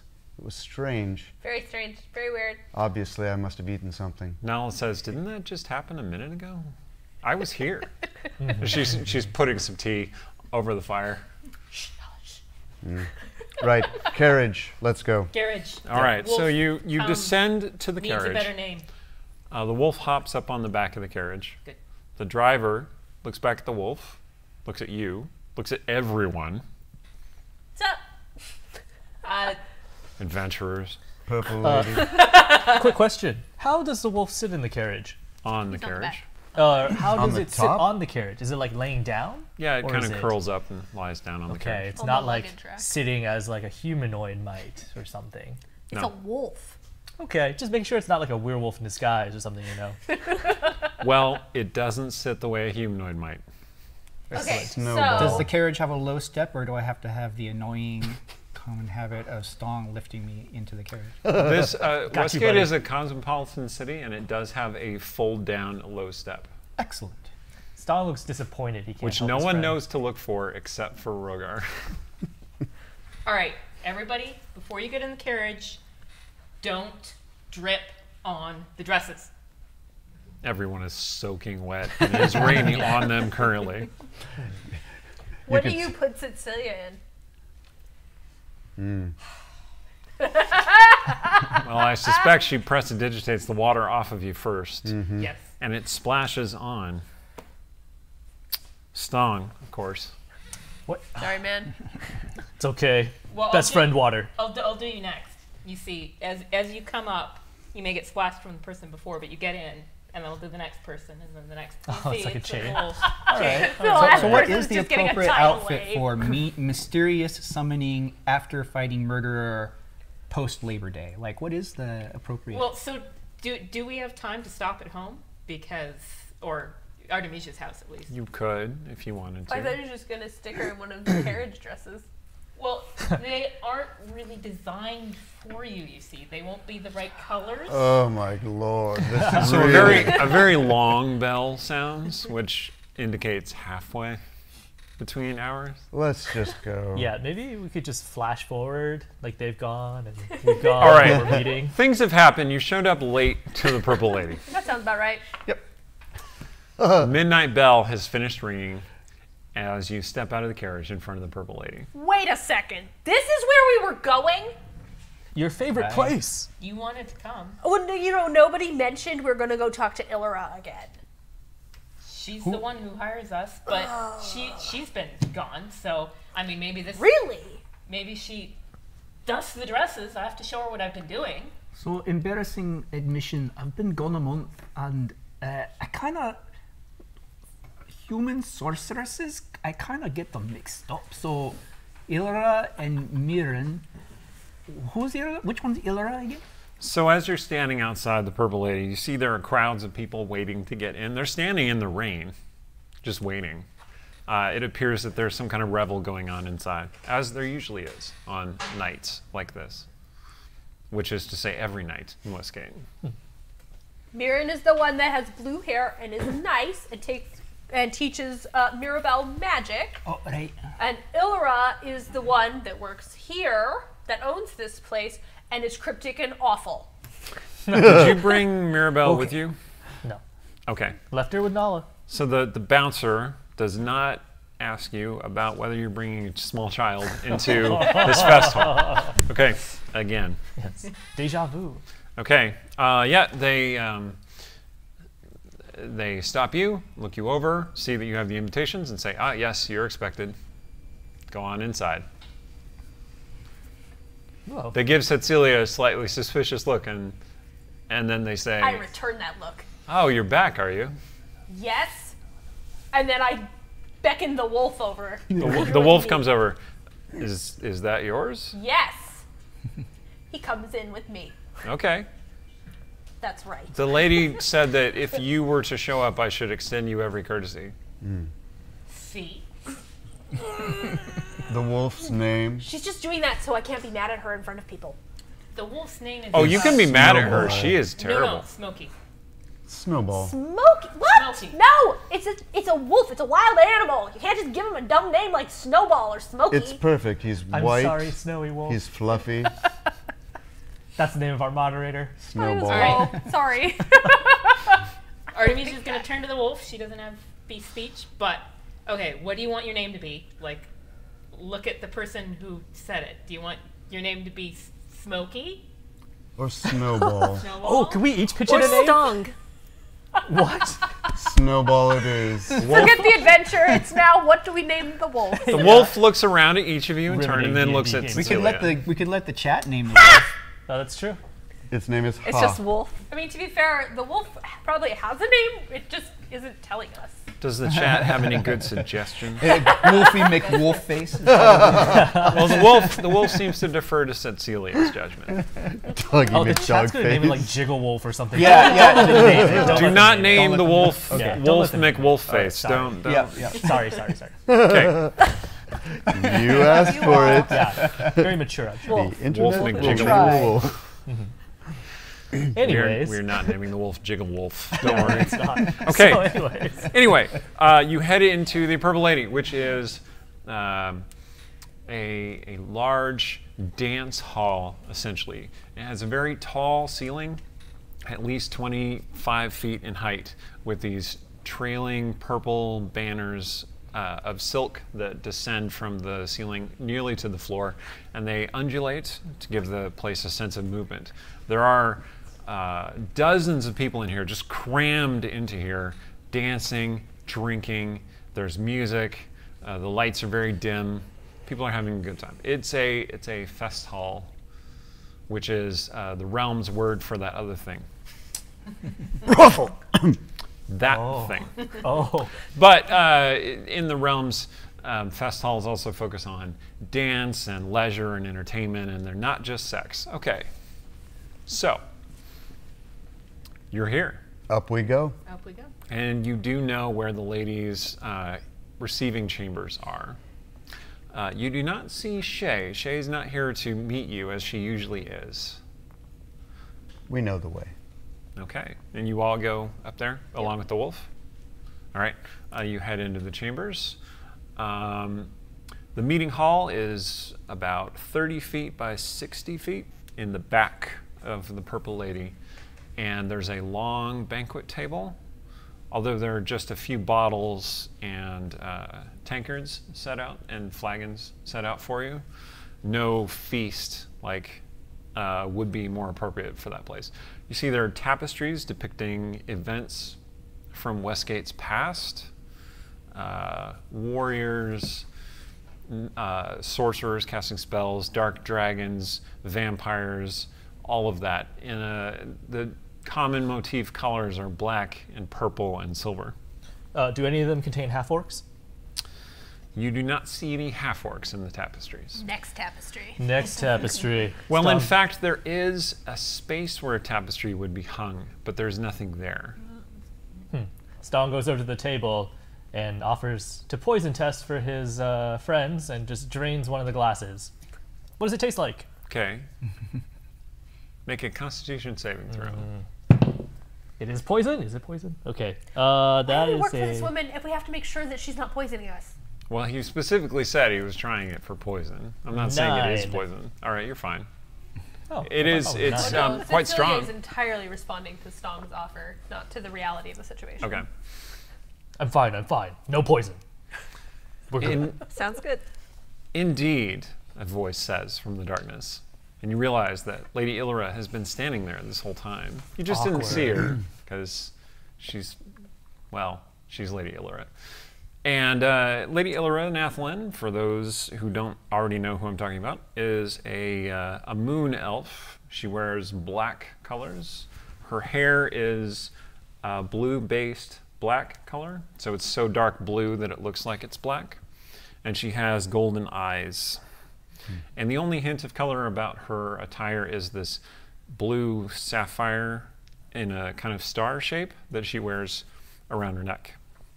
Last time you saw her, she was wearing it as like a hanger on a bracelet, but now it's a necklace again. Say again, it's a star shape? It's shaped like a mini pointed star. Like a pentagram?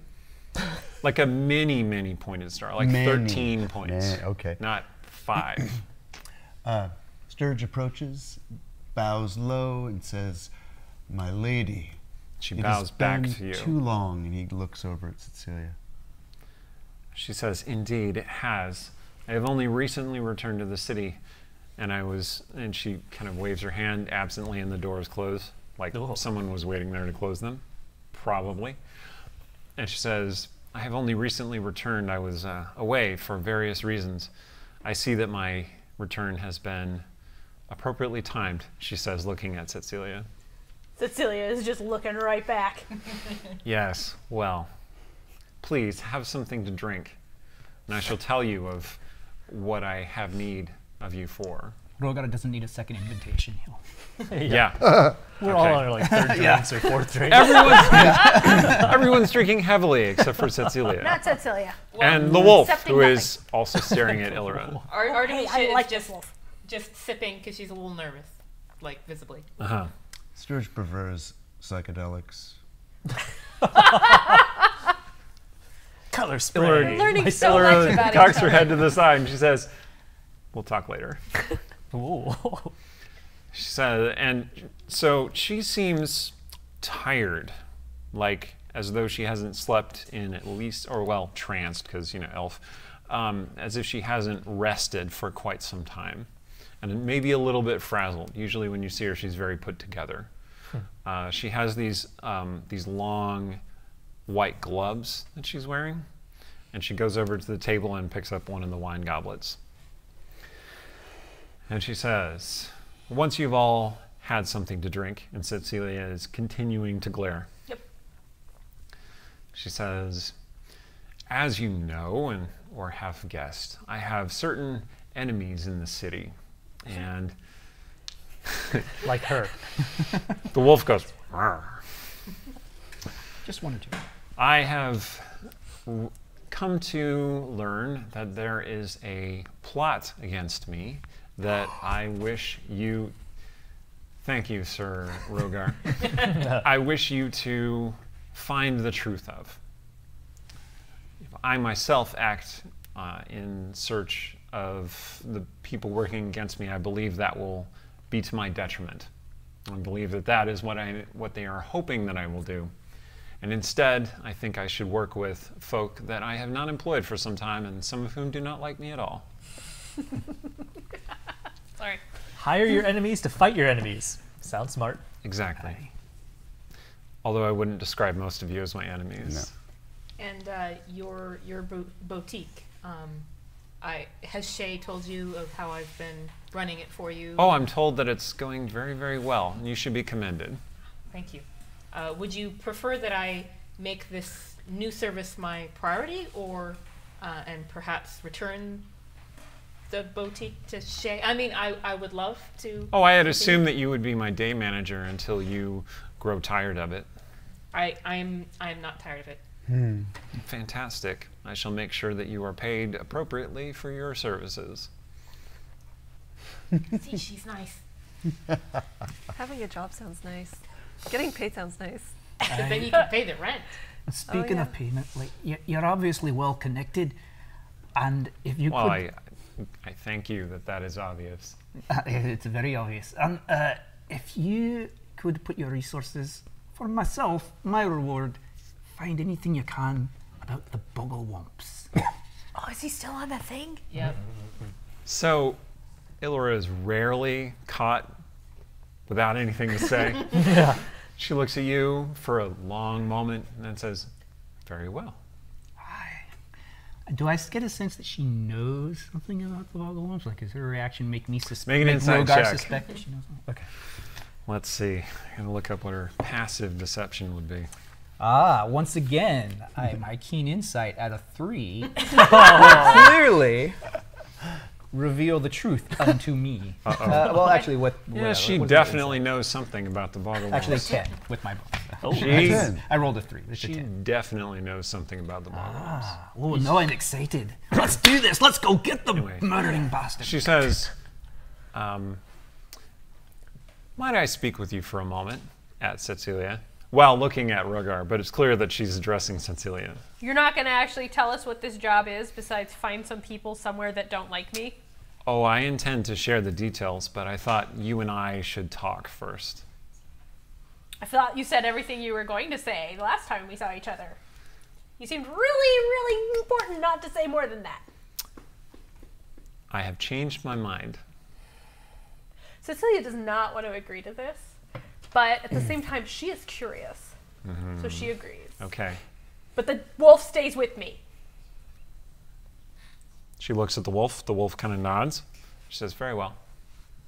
Okay, I'm liking this wolf thing. Are we going somewhere else? Or are we just going to walk to a corner? What's up? So she waves her hand, and like a circle of shadow kind of cuts you off from the rest of the group for a second. Oh. Such a show off. I'm gonna shout into the shadows, "Best friend, you okay in there?" You don't hear anything. How do you say? Wrong best friend. I just assume. And she Is says, that necessary? Right, exactly. "It's not necessary." I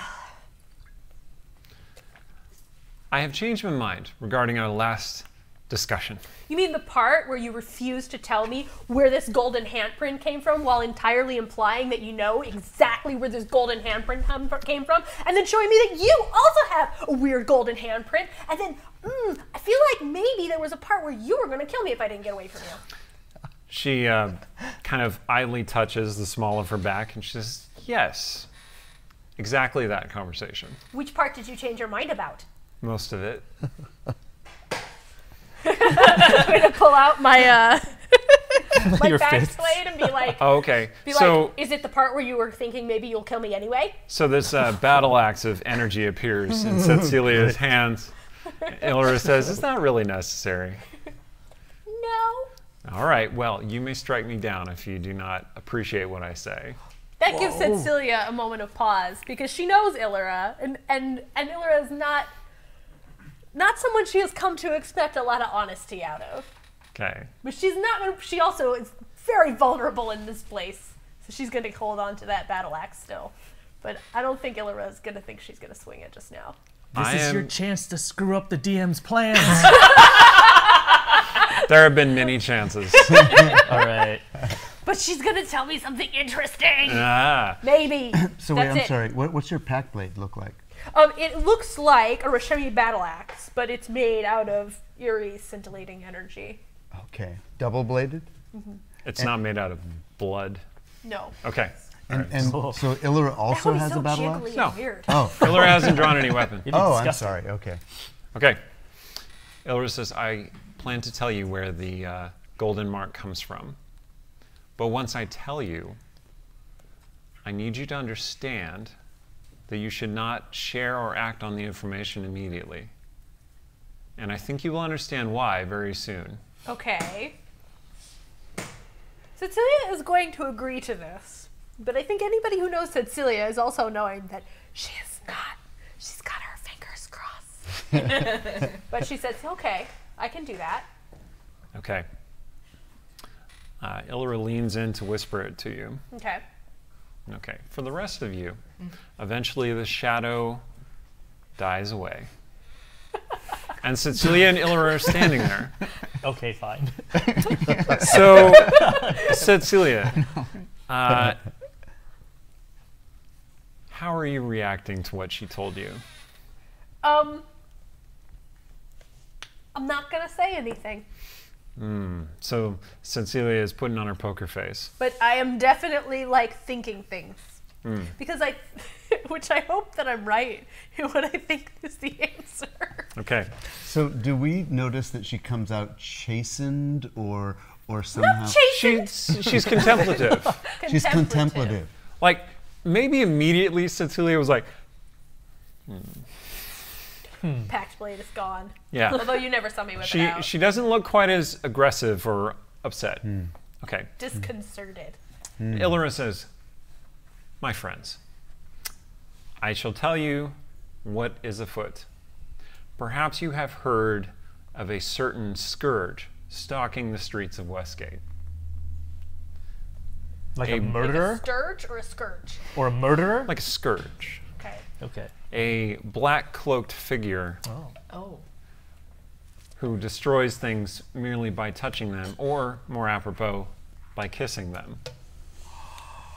We know that guy. I mean, not personally. Just tonight. Oh man. Maybe So- a vampire creature.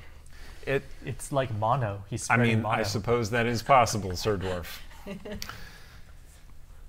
I have reason to believe that my enemies in the city are staging this murder spree to frame me.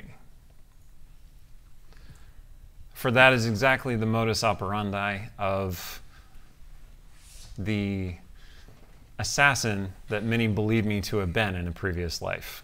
You were a kissing assassin? Yes. I wanted that to be clear. Tell me, Cecilia, does your bag contain a flower or a branch or some sort of living thing? Like my stuff that I brought with me? Yes. Okay, maybe. Because, like, I gotta tell you, sometimes stuff gets stuck to your clothes, and then there's not, like, a washerwoman, so I go through... One of Okay, those things will so- suffice. She starts pulling off one of her gloves. Got One finger at a time. a branch here from, let's say, like a snowberry bush Okay, she pulls her glove off stuck in my skirt. and hands the glove to you, Okay? and then takes the branch. And she just holds it, and you see that as she's holding it, steam starts rising from it, and then it starts blackening and crisping Does it and smell melting delicious? away. It does not. Now that is cool. How do you do that? And then she just lets go, and ash filters down to the floor. Cool. Kayla, Academically, it's cool. I think you need this That's back. very worrisome. Aye. She takes the glove from you and starts putting it back on. And she says, "That is a curse that I labor under." Oh, never mind. Was this I have part? so many questions about your relationship with Shay now. But okay, we'll get to that another time. Whatever you wish to ask me, I will tell you the truth, but we will get to that another time. So, I think the case against me is quite good, and I think you see why I need your help. Is this thing that happens with your hands the same thing that happened when you kissed people? Any part of my skin, yes. Is That sucks. Yeah. Aye. Ooh, She okay. says nothing, but Can- appears obviously a little. Is that something that you Unsettled. I'm like? gonna. Can I ask the wolf? Can I ask Wolf No. if? Yes, you can answer, ask the good wolf answer. anything you want. Ask the wolf. Okay, the wolf looks at you expectantly. Because he was there when we saw the murderer. Did you smell the person who was on the roof? Was that her or was not her? Okay, so I mean, I want to believe her, but I also want to cover all our bases. So, it's good call. Smart. Ilira says, an excellent question.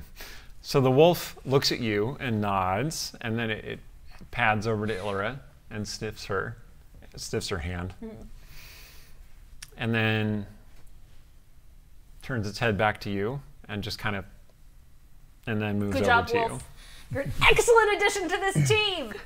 Okay. The wolf she's does that not- little like shrug thing that is kind of like shaking its shoulders. I can't Snowberry. believe that worked.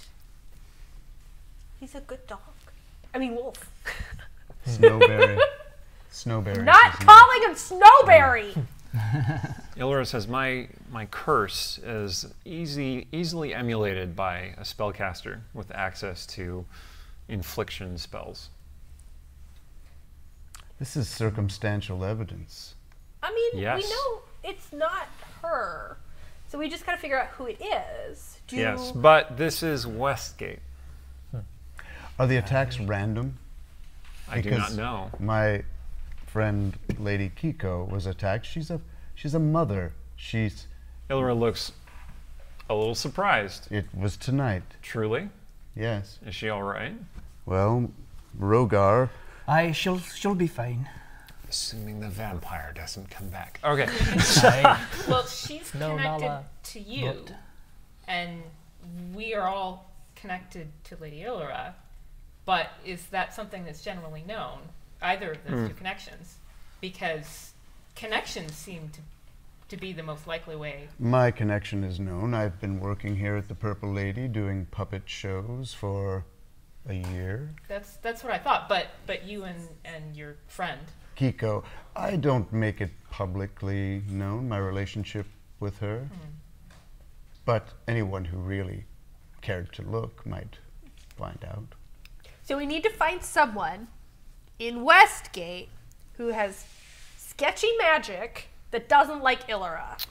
You got anything else we can go on? Ilira the other says, yes, victims? you are right. That does not narrow it Good down. question. Who were the other victims? Were they known to you or associated to you?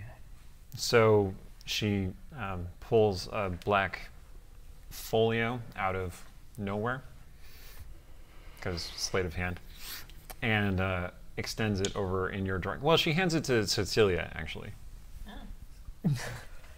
This is an obvious ploy for my affection, but I'll take Well, it. she is treating you Open like it up. you're the leader. I see right through it. I know manipulation when I see it, but I'll take it. I will What's inside? take the self-esteem boost. right. Yeah. +1 Respect. self-esteem. Okay, what's inside are a series of sketches of people's faces with names and locations. There are 5 of them. Okay, we'll start kind of passing them around. None of them look particularly familiar to you. But are they familiar to Are these? you? Yeah. Are they familiar to me? I know who they are. Are they the victims? Or Ilira says, to Ilira? I do not know these folk. Oh, I got very mixed up for a second. Yeah. Stong wants I, the to- DM, know who they are. Of Right, course I meant you Ilira. know who they are. I'm sorry. Ilira does not know who they Yeah. are. So Stong wants to ask. They are unknown to me, although I have seen many faces and many people come through the Purple Lady. It is possible that they were targeted for some superficial connection to me. All right. So, were there any witnesses to any of these murders? Only. She points at Sturge.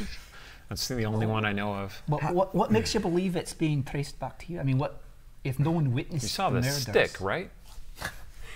Aye. So the curse is known. Has someone pointed their finger and said, "She's the killer"? Or were you trying to get ahead of that? Oh, I see. She pulls out another folded, actually crumpled piece of paper. It was obviously crumpled up and then uncrumpled and folded, and she hands that to you. Okay, maybe we unfold this. This is a letter from the Eye of Justice that announces that she is under investigation for a series of murders. Do you want to remind everybody who the Eye of Justice is? So the Eye of Justice is a vigilante justice group in Westgate. It's the closest thing they have to like an elevated police force. There's a town watch, but the town watch is extremely corrupt and only works for whichever merchant house is buying them off. The Eye of Justice is ostensibly an independent organization of rogue paladins. And I mean rogue/paladin as in they multiclass. Oh. Rogue Paladin is actually a very good mechanical build, but we'll go into that later. Okay, and their reasons are the It's signed Levia Shadewalker. She says, Lady Shadewalker has been seeking to arrest me for many years. Interesting. Roger, what was the name of that woman that you met at a party? Oh. Was that you? Yeah, Oh. yeah. She was Eye of you. Justice. Right. Her name was. What's it, Sturge? No. It's you. Oh, you're pointing at me. Ilira says, most likely it was Levia. She is a master of disguise. She didn't like Mirren, I thought. Not Ilira. She doesn't like Mirren? She doesn't like me. Right. Okay. She has Sorry, I nothing get them against all Mirren mixed as far as up, I know. you I know, you've been through it. All tall folk. I hadn't even thought about that. I should go visit Mirren. Thank you for reminding me. If there's nothing else. No, I think that. I'm assuming there's like little sardines and stuff. Okay, this is a port town, so. she steps toward Rogar. Yeah. Which, I mean, like in a very assertive way. And Rogar's like, oh. And then she just melts into his shadow and disappears. Don't. Show off. Stong pokes your shadow. Does you feel anything? Well, you feel the floor.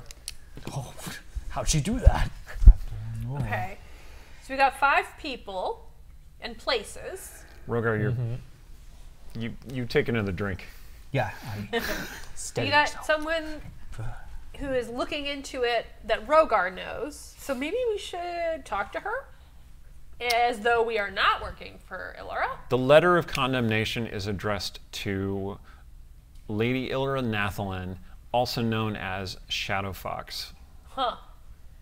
Dramatic.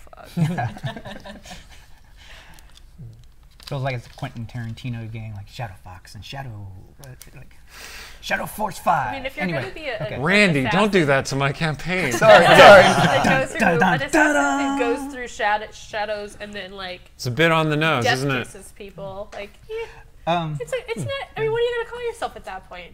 The Shrike? That doesn't work.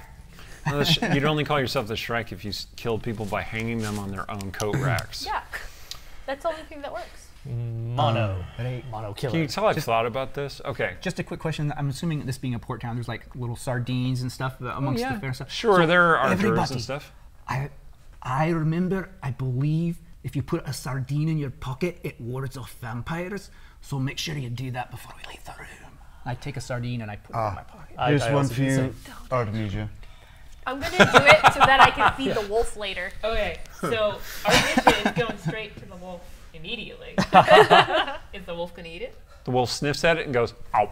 There we go. I take extra for the kids and stuff my pockets You want for your them. name to be The wolf- Smokey. The wolf sniffs at Song's pockets. Back off. Aww. Caleb Gently. is going I'll to take feed a him bunch of anyway. sardines and try and teach the wolf how to sit. Command. Okay. Sit. The wolf sits. Good boy. Okay. Eats a sardine. Beg. The wolf looks at Caleb like, this demeans us both. It's okay, just keep her occupied for a second. She'll wear herself out. The wolf goes, Okay, now I'm just sat here. like, just have you ever the seen a rest. Pomeranian do that? Yeah. Just, That makes me sad. Here, Alright. just have the rest. We're done. oh, the wolf takes them all. Okay, that's it for the sardines. They're all gone. Okay, do you have any last minute things that you want to talk about? I brought presents so that you guys aren't mad that I'm gone. I'll be honest, they're all things I took off of Red Wizard bodies, but here's a set of bone pipes for you. Oh, that's awesome. Don't know what bones they are, but they make noises. Stong puts it in his mouth. What does it taste like? Make a constitution saving Okay, throw. all right. 16. They taste like wind-swept bone. Not bad, not bad, not bad. Not poison. All right. Not poisoned. I got you this necklace. It's a dragon. I think it's a dragon finger on a leather thong. It does look like some kind of claw. Classy. On It's a a necklace. You love necklaces.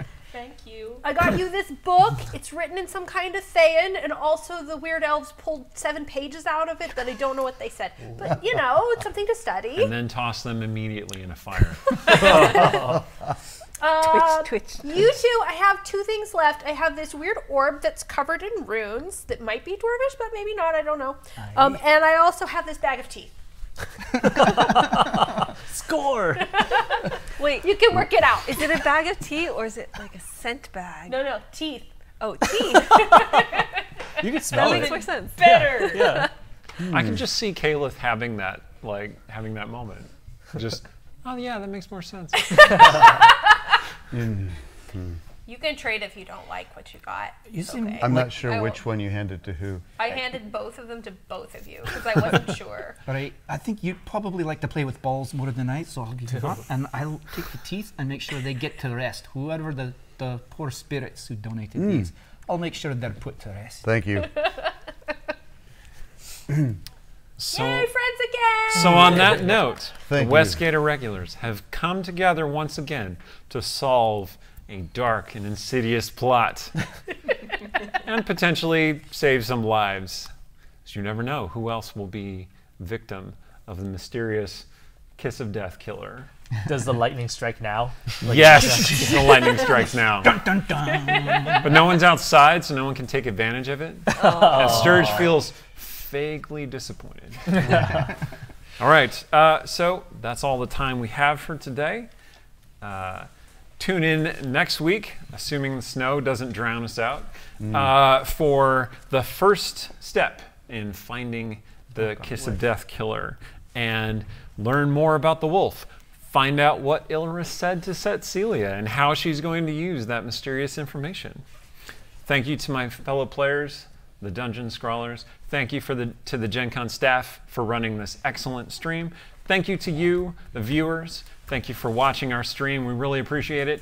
Please come back and watch more of this journey with us. We would really like to answer more of your questions and give you more gold boxes and idle champions and explore more of this campaign with you. I think that's basically it. Find us on social media. We have the DungeonScrawlers.com. We all have individual social media and web pages, which you should find links. DungeonScrawlers.com is also going to have information about the main characters, about secondary characters, a little bit of backstory stuff, things that we've mentioned so far in the campaign. Those will be discussed at some point, so keep watching that for regular updates. There are 7 of us. We're writers. We write a lot. So links on the page. that'll be it. This has been episode 1 of the Westgate Irregulars, Kiss of Death. Second episode, title TBD. Thank you very much. See you next time. Thank you. Bye.